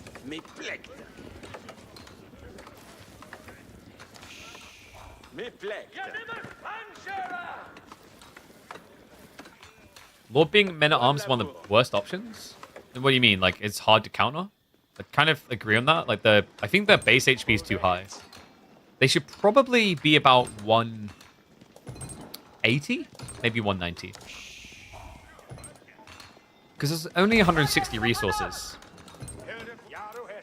Like, even at 190, with its stats, that's not too bad. And then obviously the aura on top of it. I don't think they should make it a different unit base. Like, what unit base would you make it? Maybe Horsemen? You could have them be an insanely tanky Hobbler. That might be better. But the problem is, like, that is actually insanely oppressive. What you don't realize is if you make them a cavalry unit, you force your opponent to build spears against one of the best archers in the game. So you see the problem there? Like, in some ways, this may actually be the fairest choice. The only other way you could go is, like, making them an archer, but it feels thematically like they need to be a melee unit. Oh, you mean make them different base units? That would be kind of interesting. I thought they were going to do that originally.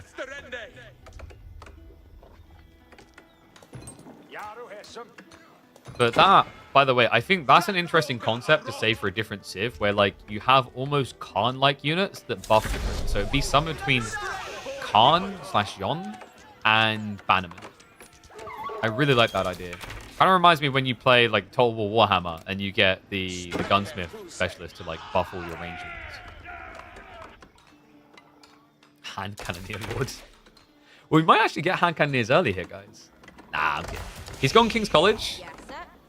I really, really want to see Burgundian imports, but we've yet to have a single game of it. And this is unlikely to be the one because mass archers should beat hand cannoneers. But this is really sick for Return to Hobblars. Reminder that there is a tech in there, very cheap tech that is going to give you a huge buff to charge damage on Hobblars. And that is a huge buff to our subs. I appreciate Jack Leo. Thank you very much for the 5 gifted. Those 5. I hope you enjoy the subs. I hope you renew them yourself when they run out. So here we go, guys. This is going to be hill training. So hill training is crazy, actually. For the less than the cost of a stables, you double the production speed of your stables. And then you also add charge damage. It's really, really good. And right now, the focus is elsewhere. More Lords of Lancaster in the way. These units do get their stats padded. See the increase there. After a retreat underneath the TC, though. Crackly looking for the dive. Have got a little bit of heal effect coming in from the Abbey of Kings on the trim. And it is going to be commitment. Crackety dives in deeper. Remember, he has got the veterancies already in. He beamed the punchline here. These Hospitalier, all the ranged issues get fixed. This is a tanky men-at-arms now. Add in the Spearman as well. And all of a sudden, these archers just don't have a clear target in mind. Anno still waiting for that Yeoman upgrade. It's 10 seconds away. Olsgaard being queued up instead. But Krakedy is getting the trade he absolutely needed here. 27 archers versus 23. Yeoman upgrade only now triggering, but the damage may already be done. He's flooded into the production. Economy does not look safe at all. This game looks firmly in the grasp of Krakedy. So the archer wave is going to get cleared up. But Anatan with 2/3 of his economy idle. His opponent's getting fortresses. This is the classic GG on regions, guys. More often than not, I would say like 80% of the time, the person who gets the keep drop in the center on this map in the last year and a half competitive is winning.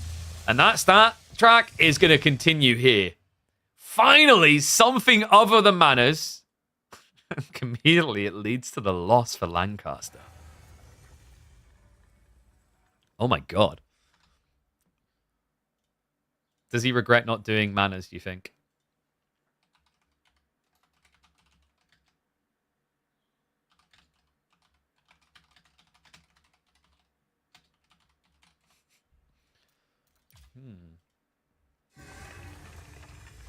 Enjoying the KT gameplay? I think most people are. Most people seem to kind of prefer the Knights Templar appearing. Can't just not build any manners. That is like your entire economy. I mean, sure, but he tried to all in 2TC. So, obviously, this is only one game, and I'm not going to go, oh, Monocle, like, I was right all along. See, guys, like, Yeomen are fine. We need more data, but this is kind of presenting the point, is that if you do take away their economy, and they go for a military all-in with these very powerful Yeomen, are they that good? If you have the economy, I agree. Yeomen are crazy. But this is why, like I've said, you know, and I'm a person who usually likes to go for these polar, like, you know, drastics of nerf this, nerf that, or buff this, buff that crazily to see an actual change. But I'm also an iterative developer. I don't want us to nerf everything at once. If you nerf everything at once, you're very likely to just trash pile the Civ immediately. So, like, fundamentally, heavily changing a giant chunk of the Civ, a mechanic, makes more sense to me. So, let's see where the boys are going to be going for game number 2. Obviously, they are going to switch around now. So, Knights Templar on the other side. That's Lancaster. We're going to Borderland. Okay.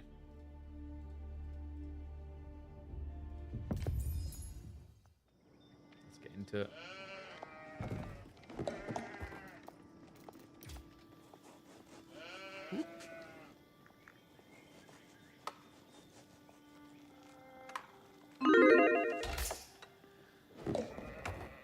Abby 2TC?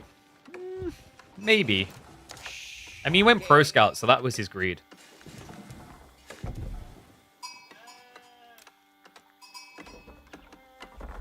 One and all, we're back, and the shoe is on the other foot. That's right, it's now time for Krakedy to show us a way for House of Lancaster.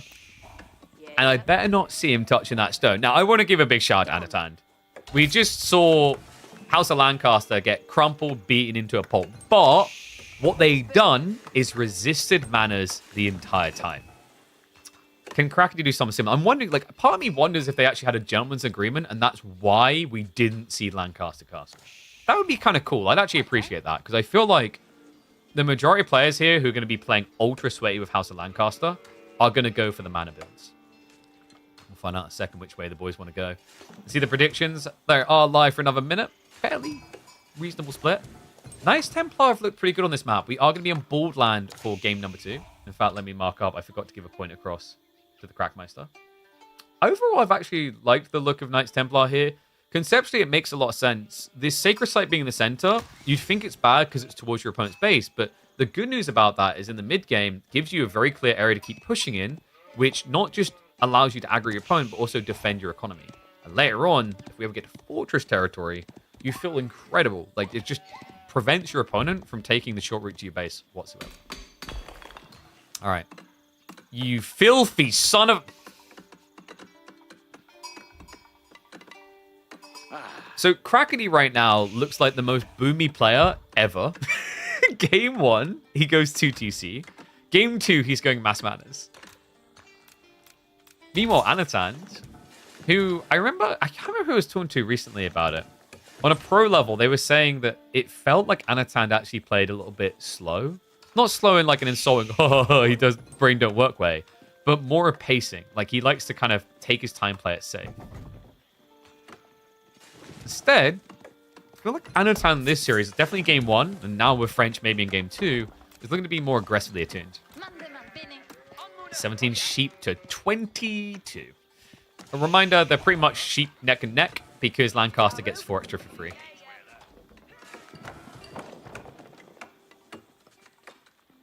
Are you guys arguing about House of Lancaster? So there was a point made that House of Lancaster isn't designed for pro play, it's designed for casual play. Sort of, like, you know, you could introduce 2 very complicated civs, but if you introduce 2 very complicated civs in a DLC, it's not going to sell well. Not as many people want complicated as they want enjoyable. And complicated can be enjoyable, but figuring it out is not. There are so many people over the years that would enjoy Dota 2 or Counter-Strike that I've met, but the hurdle of getting to the point where they'd enjoy it is so insufferable they won't. Similar logic with like Knights Templar compared to House of Lancaster. So, flip side argument, I think you can make a civ simple without making them like this. This is too much safer. You know, like that friend who has like 15 different antiviruses installed on their PC? Lancaster Castle mana build is like that. Actually, no, that's a bad example because that's like so inefficient. You know the person who has enough money, thanks to daddy's like good business, to get their full health insurance, their full life insurance, don't need a mortgage, just buy the house straight away. They also are going to get like a 6-figure deal on a career straight out of university because Papa again. Like that's House of Lancaster. And Lancaster Castle is daddy. Manners are daddy. Like this is the thing about this city. It's fine to have this concept of an economy like this if it has a risk. It's fine to have some of these unique units that are very potent if there's checks and balances such as a weaker economy. That's, by the way, why Japan has not had their Mountain Samurai completely reworked, despite some people saying they're broken. Because Japan's economy sucks. Which may have just been predicting the future in real life.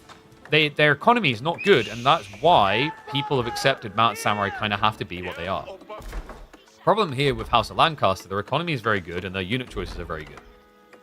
Everything is very good. Nice Templar, perfect example of the polar opposite on how to balance. I actually think that there's probably a buff needed more than a nerf around Pilgriming, and that's that Genoa is too good in Castle Age compared to the other 2 choices. I think Genoa is going to make up 80% of competitive play. But that's an issue of the alternates not being good enough versus Genoa being too good.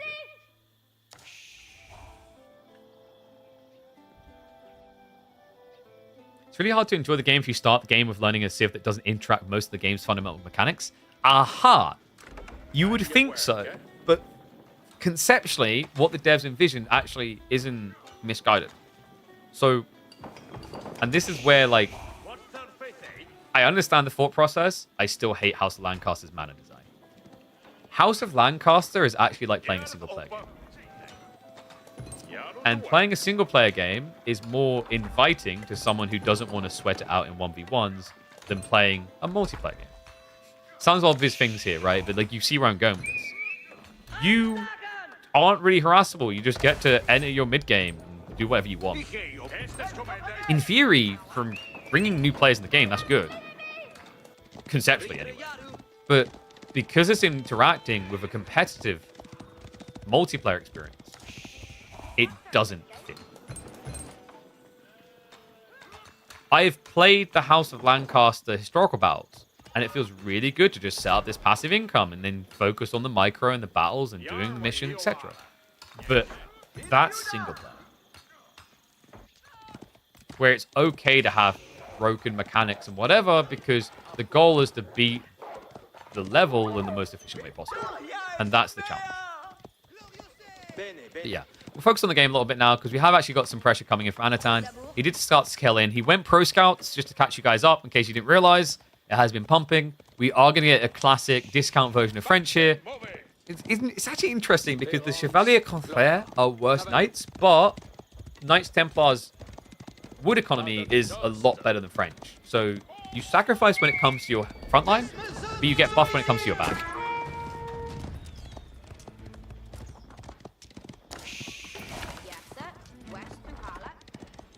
More mana's going up. How many deep are we for Crackly right now?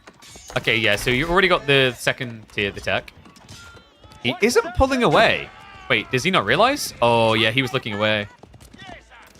Nice strike there. First blood drawn. Really important stage of the game as well. He's only 3 manas in. It's only 7.5 villages. Laughs to self. And this is the easy wave, in a way, because the buildings can protect. If the archers get here, this is never going up. First Yeoman doesn't reveal. This is scary as well. The reason why Anatan is rushing so fast, some people might be like, he's throwing away units, you gotta be careful, is because of what he knows is gonna happen. Muster the nobles. Once again, the other thing, like, honestly, I've been talking through all these changes of manas. Let's like nerf it here. Let's make it so you have to have distance, whatever. What if we just started by like changing Lancaster Castle's muster system? Because the thing that Crackly's aiming for, and I think Anatan is fully aware of it and worried about it, is the Demi Lancer. If he gets mass manas up, that's going to be 11 Demi Lancers. That's the front line. And you have the premium backline. That's why Anatan knows he needs to go. Siege engineering is on the way. Crackly has got more than enough gold to get some blacksmith decks here. I've only seen the way. Is he chucking spears? Not that surprising. Maybe he feels like the archers can't really dive in. In fairness, like the archers will struggle to dive in here, guys. This is a lot of arrow fire. And it's only getting bigger. So 1, 2, 3, 4, 5, 6, 7. I mean, that's a little bit excessive, surely. He's sitting on 40... Oh, sorry, no, 68 damage. 68 damage every 4 seconds on the screen. Actually, it's like harder than that. It's 80 damage every 4 seconds on the screen. Because the Lancaster Castle has a much quicker attack speed than mana. That's hella fast.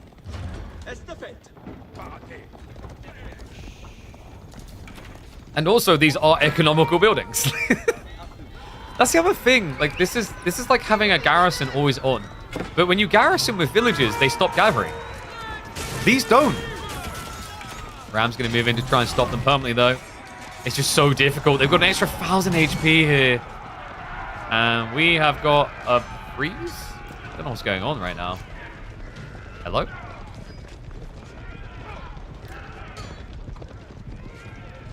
Have they crashed?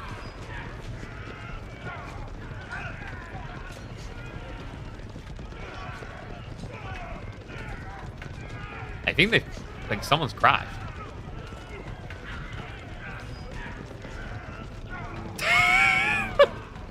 Mana numbers too high that it crashed the game.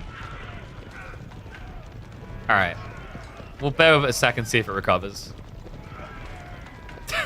like, no, legit. Okay, yeah, the match timed out. That's gonna be a re. No way did anyone have a big enough lead. All right.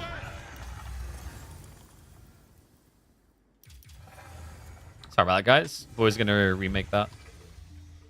They're still playing? No, they're not. Like, you're wrong. I just checked. They DC'd.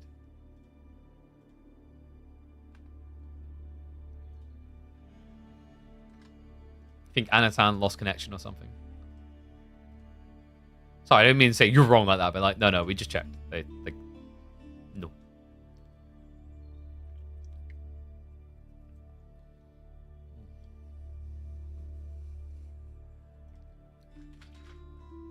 Actually, that's exactly what I meant. You're wrong.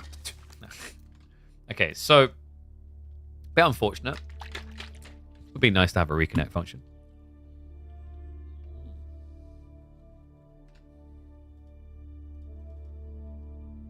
I'll cancel the predictions, so we'll redo it.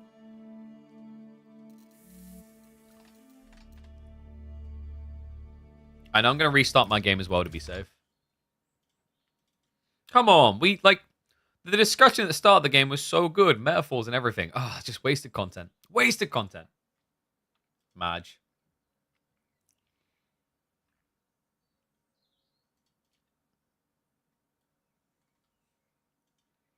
Thinking we might have another series we can do after this as well, actually. What could we do after this? Probably like Lucifer. We'll see when they're happening, but there's meant to be... The other series today are meant to be Lucifer Myriad, B versus Cat, and Louis versus Numadon. Because there was meant to be 4 series a day, but this one got postponed into today. So there was 5 series happening today.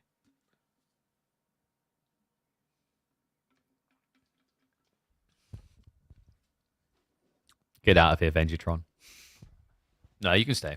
You're in the right place. We've already made, like, about 8 manners jokes. I think my favorite one is manners maketh the man. But if you do them with House of Lancaster, you're a little bitch.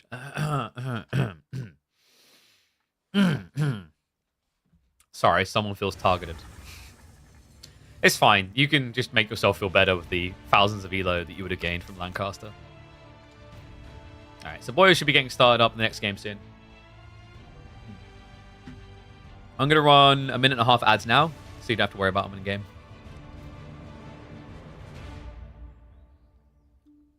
Cracked was playing like 1 minute after the cast crashed. It probably was just still showing he was playing. UI doesn't always like update immediately.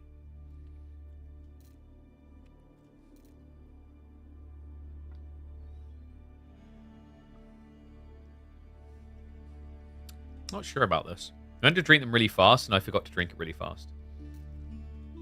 It's like meant to be a breakfast shake thing. Now watch me get ill. Tee-hee-hee.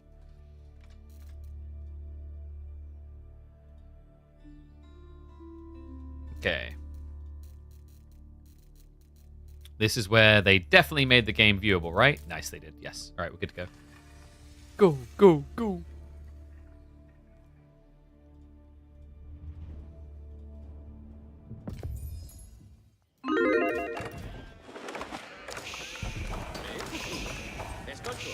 All right, one and all, we're going to have a remake here. Yes, we had a little bit of a crash. It turns out that the manners are way too OP to the point that the maths does not make sense in the game engine's mind. We head again into Borderland. Game number 2. Cracked leading already. We were hoping that he would be an honorable boy, not a dirty boy. That he would avoid manners, like his fellow compadre in this series, Anatan, who played game 1, admittedly to a loss, without building a single mana. Crackety. You know, it's the difference between Frodo at the start of Lord of the Rings and Frodo at the end. You know? The difference between Frodo and his uncle. You know, some people can resist the temptation. Some people, like, why not? I mean, the mana's just sitting there. Someone might as well live in it. Why shouldn't it be me? Lancaster Castle on the way. So we were actually saying before the remake, the fundamental issue is this build is the equivocal of Daddy covering you all the way through life and getting you anything you ever want, keeping you in a bubble, giving you a freaking 6-figure salary to start off your career. Like, it just does everything. It's so safe as well. And we did have some interesting discussions before the remake. Like, I think conceptually, like, what they envisioned with this being an easy inviting civ made sense to their brain. Like, when you're a developer and you're thinking, what is a good civ? You're thinking, okay, if someone plays this, are they like, oh, this is nice, this feels good, this feels great. I imagine Knights Templar felt great in some ways, but also felt like you needed a PhD. Whereas House of Lancaster was like, oh, this is very chill, this is very safe, this is very easy. That's great, that feeling is fantastic. That's the feeling you want to give people in single-player experiences. The tricky part is when you convert that into a multiplayer environment, does their happiness, security, and safety and simpleness translate into frustration or engagement from their opponent? And the thing that we've seen from House of Lancaster is it converts into frustration. You do not like playing against the Civ. I would wager that this is approaching Mongol TC rush levels of annoying for people. I don't think we're quite there,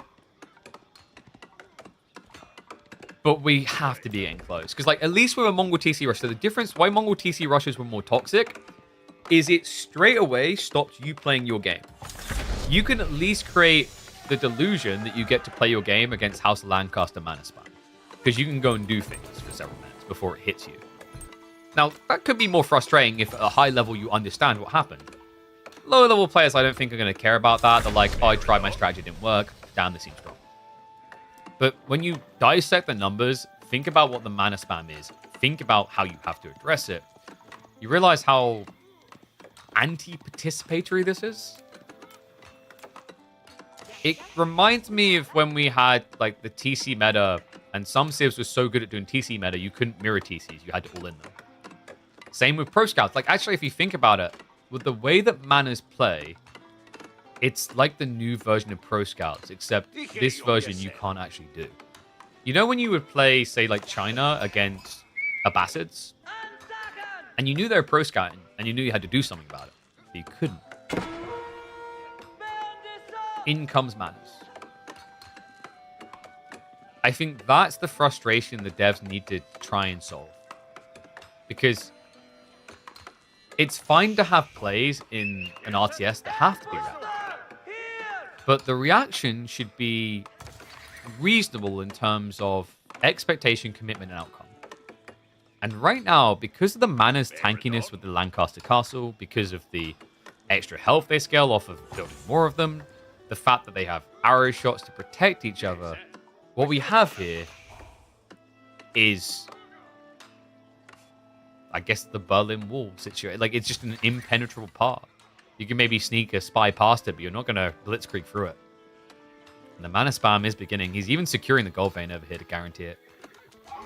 Meanwhile, Anatan is going to be in Pro Scouts here. This man is obsessed with Pro Scouts right now. While most people have moved on and feel like it's trash, he still believes in it. And in fairness, in this type of game, it makes sense. Like, Pro Scouts actually was dominating over 2TC. Mana spam is kind of like doing 2TC. So conceptually, what Anno is doing makes sense. What he needs is a follow-up, though, is an all-in point. And he is going to begin scaling for that. Archery range being prepped. He did go for the Francais, so he will have access to the Chevalier Coffre. And what is up, Nono? Appreciate the Prime sub, mate. Welcome back to the Swarm. Making a civ that doesn't prepare them for what's to come is not going to help new players, in my opinion. I can see where you're coming from. But to put it a different way, have you ever had someone tell you to go watch a TV show and they tell you it sucks for 2 seasons but then it gets good? Do you go and watch the TV show? Have you ever had someone tell you to come play a video game and that you'll get the crap kicked out of you for 8 hours, but then you'll be like okay to maybe survive the other game, right? Like, once again, it's like what they try to do, get it. This form makes sense for single player. And maybe that was like the lead, is like House of Lancaster. They probably focus very much on the historical battles and that kind of epilogue. But it just doesn't, like, economically, it does not translate well into competitive. That sounds like Doa. Yeah, like so many games like yeah, if you commit, they're fun. Guys, do you know how much fun Europa Universalis 4 is when you bother to read Wikipedia for 40 hours? No cap. It's crazy. Like, it's one of the best strategy games that's been ever created. It's great. Do you know how fun Heroes Might Magic 3 is when you actually know how to play it competitively? Yeah, but you have to watch so many people play it to figure that out. Or lose a lot. It's kind of the same. So I think maybe... And I'm trying to give the devs the empathetic benefit of the doubt on how House of Lancaster got like this. I think they were very focused on how Lancaster made the player playing them feel, and maybe lost track of how it made the player playing against them feel. Does that make sense? Anatan is feeling him out for a raid here. He knows he has to come in strong. We've got double mana to protect on the stone, triple on the gold. Anno's gonna want to consider Undermesh quite fast. Crackly has gone for the spear defense. Yeah, no yeoman yet, but the archers are now getting set up. And we do have blacksmith ready for him.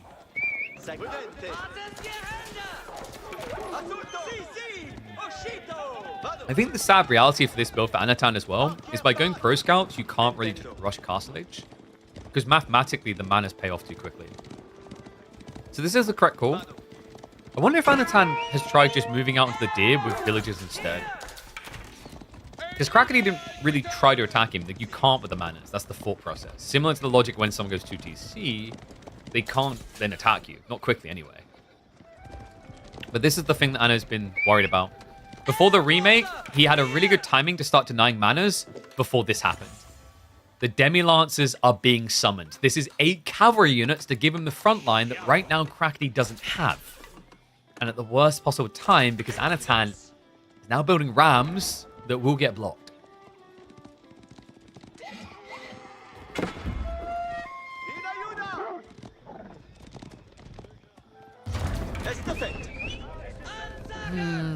And on top of that, because he already got the first level of mana tech, he increased the health by 200. Why does it increase the health? I can't get over this. 1450 HP. Also, just such a weird number. Rams, they do 200 damage. So it takes like an extra hit than what it should anyway. I mean, maybe the burn makes it okay.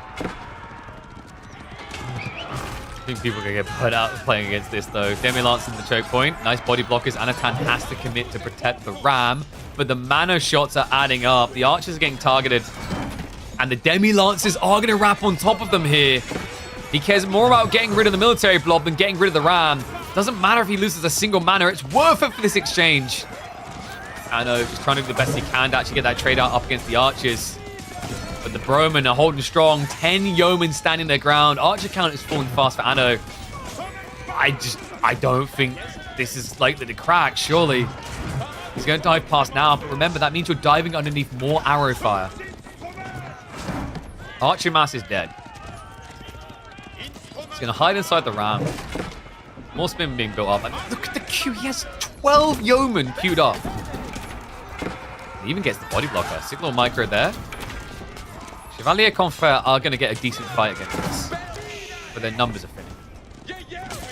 As I imagine is Anatan's hairline from the stress of this game. This is not fun.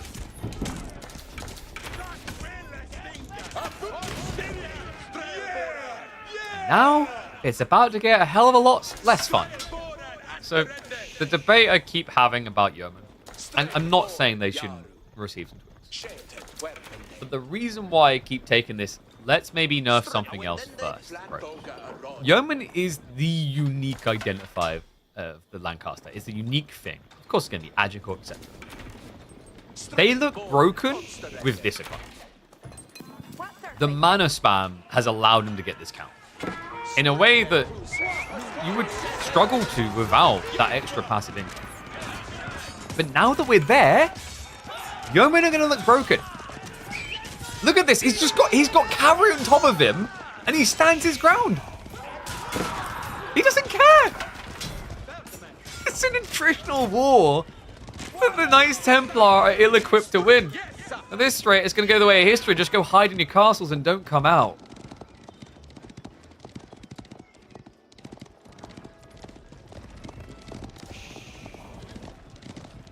Absolutely crazy. And now Krakeny's just going to go castle on him. Anatan can at least mirror the timing because he does it a lot quicker. But I think Krakeny could actually just get away with King's College here. And that's the jackpot. We have got Kingdom of Castile on the way. We've seen him try this 2 times already today and it hasn't worked. But I will say this map is probably the best map for Kingdom of Castile we've seen today. The sacred sites are centralized, so they are likely to be part of the fight. Thus, you will get the heal, and you will get the damage.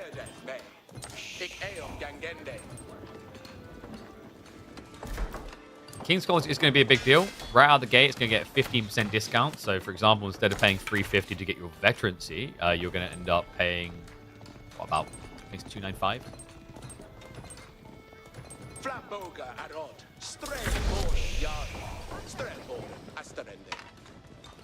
And then if he wants more spears, 295. Then the blacksmiths, like tier 2s, end up costing you 350. 295. You see how this adds up quite quickly. Ecotex, he hasn't got wheelbarrow yet. King's College is a goated landmark.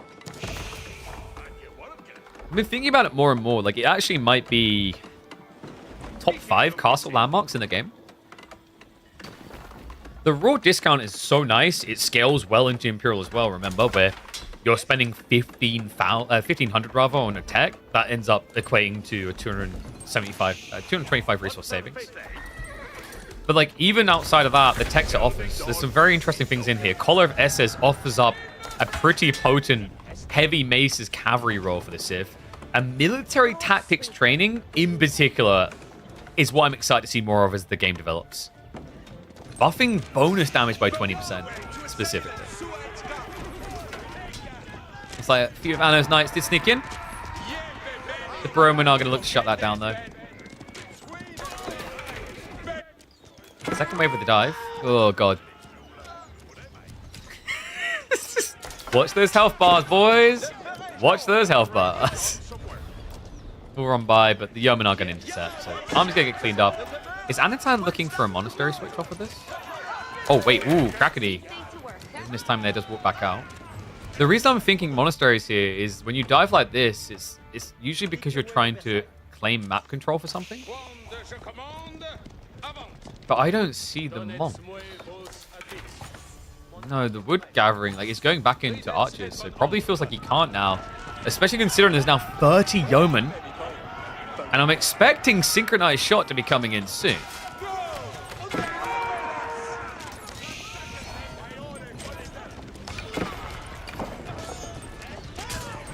Stands his ground. This is just ridiculous that he keeps doing this. You're meant to start a step away. Nope. Gotta stand my ground, brothers. Come on. Oh my god, he's melting him. That's it. GG gets called. House of Lancaster. We shortened a hole because these yeomen stick so many holes in every one they face. Crazy. It's the mass. It's such ridiculous pacing. I'm already gonna highly predict what's gonna happen here. Like, I think it's pretty obvious. So they are gonna nerf yeomen. I can already sense it. And then I think they're gonna nerf economy. And then I think like yeomen are probably gonna get replaced by like fast castle Earl Guard rushes. I think that's how this will play out. Oy, oy, oy. Alright, so a win for Kilyadi.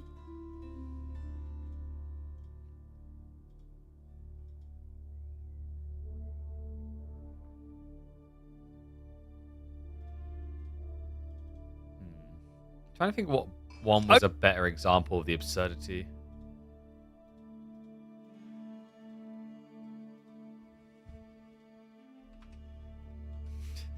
That's like an interesting idea for a series. This is exactly what RTS design shouldn't be. And then we just have parts to it. Oh, man. 11 Demo Lancers are too much as well. Dude, like, even 8. Like, it's actually really good even at 8. I do think manners need to be reworked, but when you dissect that Civ's early in-game, early game interaction, I think at the core of it, you will find the problem, outside of obviously the mana economy, is the way that Lancaster Castle interacts with it all. It makes the game brain dead easy. Speed, range, and damage. So, like, the thing I said is I think you just decrease the range to, like, 5.5. Because, like, at 6, you can actually kite your opponent. But at 5.5, the attack animation should be enough for a normal archer to gap close you. The reason why I'm so, like, nickel and dimey about the slightly extra range and keeping the other things for the moment is, like, it's a 90 resource archer. So you could remove the extra range entirely, but, like, should it now be reduced to, say, 85 resources? All right, looks like the boys are ready to go. So it's going to be Knights Templar coming in for Krakody, Roos for Anachad. And then which map are we on? Was it Gorge? I think so, yeah.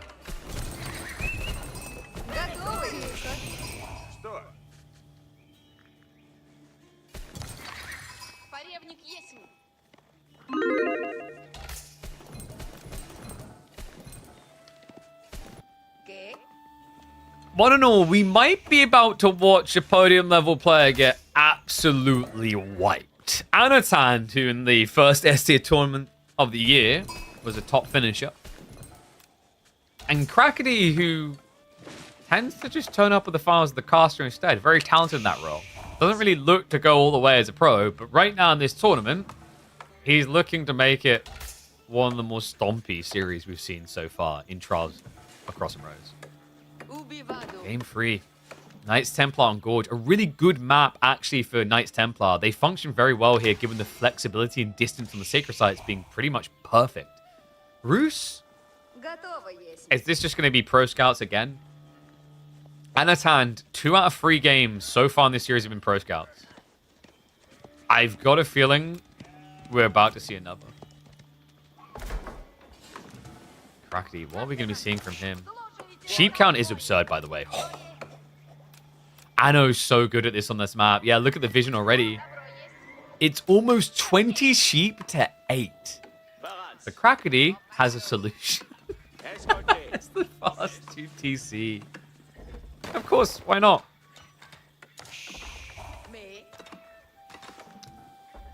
If I was Anatan, I feel like I would be mini molding a little bit at this. You've had 2 games where your opponent has, like, just basically hunkered down and done the equivocal TC booming, while you tried to do Pro Scouts into aggro. Kind of just feels like Anatan's playing the old season while Krakody is embracing the new. And here we go. It's happening again. Knights Hospitalier.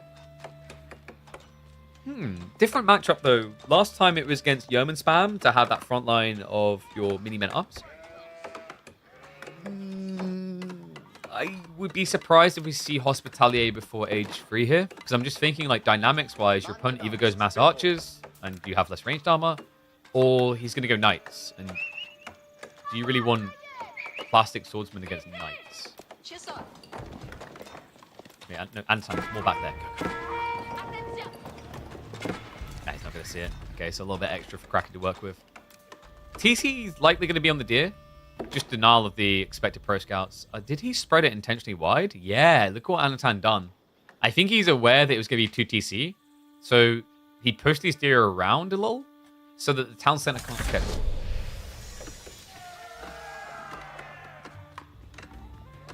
Yeah, I think it's almost guaranteed at this stage, folks. We've got 4 scouts. There's not many reasons why you'd want 4 scouts other than picking up the goodies. You have the deer shoving in already. Switch over 6 under gold. And make it 5. Oh, wow. Okay, that's a lot tighter than I was expecting from Krakody. Second TC almost in the base. So, the presumed issue here for Krakody is he does not have confirmation yet of Pro Scouts. He can only assume. And assumptions can make an ass out of you, chat. So, what I mean by that is if he's worried about an all-in and he does a TC out here, like, you're cut off. You will lose that TC to a classic Roos Ram Rush. This is close enough that you're kind of consolidated. So yeah, it's Krakody just respecting the possibility here. But we already know what the possibility was going to be. And it is going to be confirmed. Pro Scouts on the way. He didn't actually shove the deer all the way in. Interesting. I guess he just wants to be in position to snatch from the other side. But why I find it interesting is he's still 30 seconds out when he's practically at the deer. So, like, he probably could have got the deer to, like, here. And then maybe it's even worth dropping a hunting cabin and gathering from the deer like that. So you have just a more efficient timing. Yeah, after running across, he's just coming back to return the safe deer anyway. Okay. I want to say decent situation for Krakody developing. Obviously, he's not going to get his hands on the deer. That's still annoying. Crackly is even now starting to shoot him down the backside.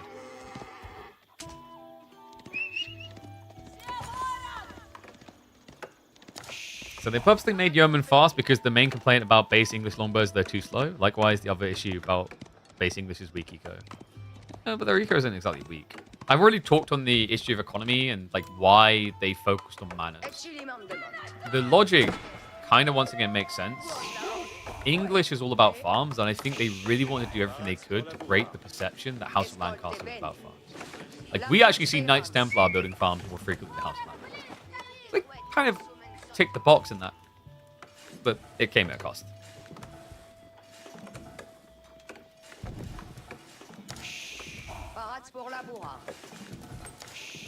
And yeah, Yuumi compared to Yeoman is like not a fair comparison at all. Yuumi are cheaper than even standard archers, so they should be worse. But like, it's not that Yeoman shouldn't be better, it's just how should they be better.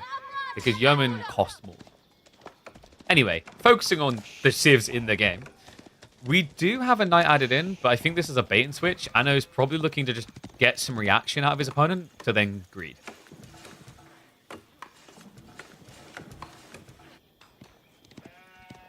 And we're probably going to be seeing standard high trade house here. Pilgrims are on the way. That's actually another cool thing. If he scouts out which one's being pilgrim to, one knight can just keep denying. So he's going to be taking all the safety. Okay, so I kind of see where he's coming from. Theoretically, there's not an insane rush for Anatan to take the enemy deer because he hasn't played onto them. You obviously want to get them before an army appears and walls go up. And looks like actually instead the knight checked the east side, didn't find a pilgrimage. We'll find the villagers. Villagers only take 3 hits. That's kind of cool. Knights, for Roost Knights, it's always going to take 3 hits, even with a lance charge, because you're not French. They end up on 2 HP. The extra 15 HP doesn't change the mathematics. It's still only 3 hits to get a kill with a knight. Nice little read there by Anatan. High trade house on the way. Folks, get your numbers in.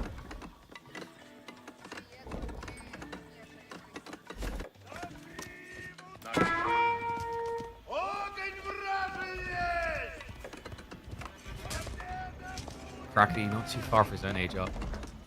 I mean, used Angevin here, probably. It's weird because your opponent could go Horse Archers. And if you go Angevin, you feel bad because Horse Archers are high base damage, so you'll spin and die. But Genitors? Same cost unit.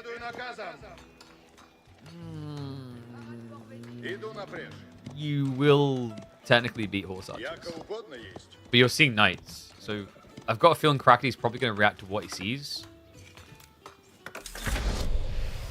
And Genitors just are underwhelming units. They're very hard to micro. They feel like by far the most situational choice of Knights Templar. And Crackly was already in the chat earlier saying that you pick that if you want to lose games. He hates Castile. Oh my god, he's got Castile. Okay, channel back me on this. One's in chat if you saw the comments. I think Crackly's comment was something along the lines of, you build this unit. Yes, if you choose the other landmark choices, you can build a unit that can win you the game. So Castile is a good map for Gorgia is a good map for Castile because you have the central sacred site, so you can actually get the buff. So yeah, we are going to be getting Genitors, but like honestly, I think Anatan might already suspect it. You're seeing an archery range being built right on your face. He could just switch into crossbowman. That would make a lot of sense. Because I know, like, he's just doing mass knights. He's got pro scouts. Why not? He's got 4 deer packs on the map.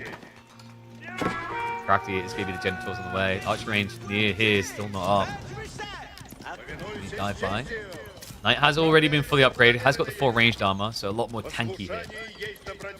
Relics now being targeted by Anatan. The pilgrimages are still happening. There's a little bit of gold sliver in. Doesn't really matter for Genitor spam. Genitors are food and wood based. But that is going to matter. Okay, so it's going to be crossbows. Yeah, so I guess Crackly's concept of winning this game is just sit here.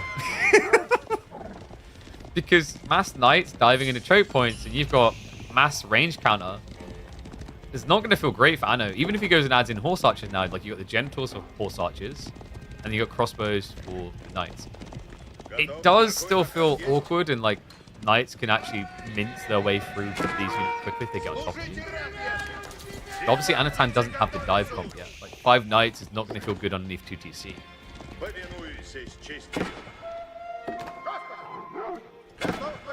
What an interesting game. I feel like this is the first game I'm seeing of Kingdom of Castile where I could maybe believe in the strategy where it doesn't involve I picked it because of Sacred Sites. Because reminder, when you pick Castile, you basically get Kurota effect on Sacred Sites. You get a 20% damage buff that includes bonus, and you get healing. But the Genital unit specifically has felt like by far the most situational unit of the Knights Templar last time. Right now, it would take him 230 shots to kill a Knight. Because this unit, very unique. It does triple damage against range. That's unique because in most cases in Age of Empires 4, it's double damage. Bar from Spearman, which is 2.5 times. I kind of like that they're experimenting with different scaling metrics instead of just the 2x that you see a lot. Like Crossbowman's close to 2x, Archer's 2x. It's very, very good. Wolves, I'm gonna start going up. Looks like a bit of scaring away some of the time. Poke rates are adding up. I believe he has started to deny the Pilgrims. You also have 2 more routes on the way home. High Trade House is 140 gold. And he's still got 1 more bounty tier to unlock down the line. And crack these issues. The crossbows will be a good defense once he has enough. The question is, what is Anatan going to have that? Are we still just building knights? Nope. Is this just archers? Or could he go horse archer? So, like, what Anatan's done here is very smart. He's lulling Krakody into a false sense of security. He sees knights, he sees more knights. Krakody's like, okay, he got 4 deer packs, he's just going to blow knights. And he just keeps delaying the switch until it looks like there's never going to be one. Krakody didn't scale more genitals. Why would he? The knights are going to be thrown away on the dive. This fell a little bit overzealous by Anno. He has at least got more knights coming, though. Meanwhile, on the other side. Oh, no, the scout saw it. Okay, that's big for Krakody. He knows archer ranges are there. So he can try to get ahead of this. Instead, though, he's going to double down on Spearman. I actually think he didn't see it. The scout died in range of the archery. But that doesn't mean he actually confirmed it on his screen. No, and he probably still feels like he needs to address the knights. 2 more are in the base. More Spearmen are coming out. Finally, they're going to be answered. Veterancy for spears isn't there, by the way. Yeah, Krakody never queued it up, despite having the gold. The food has been the problem. Got bigger problems on the way. And this archer mass that could be coming in is actually quite scary. I know he's already prepping for the ram play. Reminder as well, we are talking about Roos here. He's yet to add it in, but the Wooden Fortress will give you all the wood you need for mass archer plus rams. Dare I say, Anno is about to get on the board. Things are looking pretty good for him right now. Krakody's eco lead isn't really materializing the way he'd hoped. He has got farms coming in, so that will kind of give him the potential to bulk.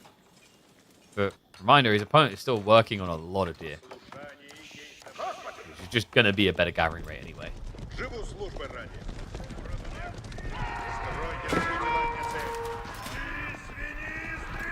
Alright, 1s if you think Krakody's going to win this, 2s if you think Anatan's taking it. We even have Anno now locking Sacred Sites. Just more and more gold coming in. Also means, actually, if you switch Sacred Site with the Pilgrims, you're going to be seen when you arrive. So it just gives free information to react. Obviously, a Pilgrim will get through, but that then means you can block the follow-up.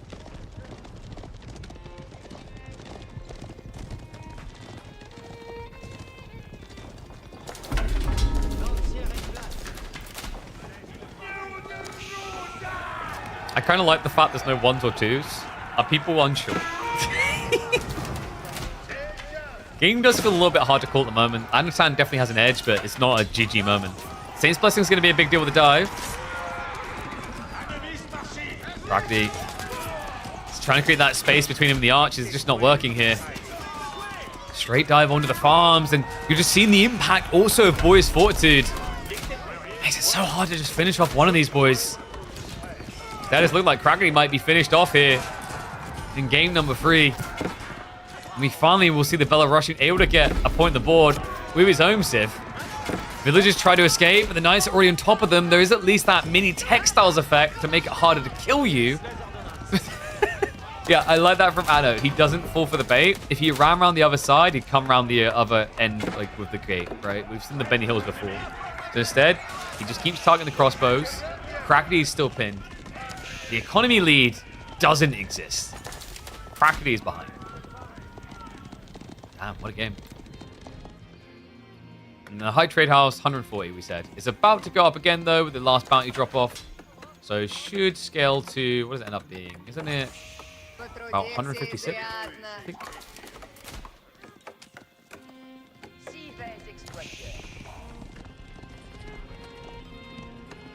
Siege Workshop now. Ooh.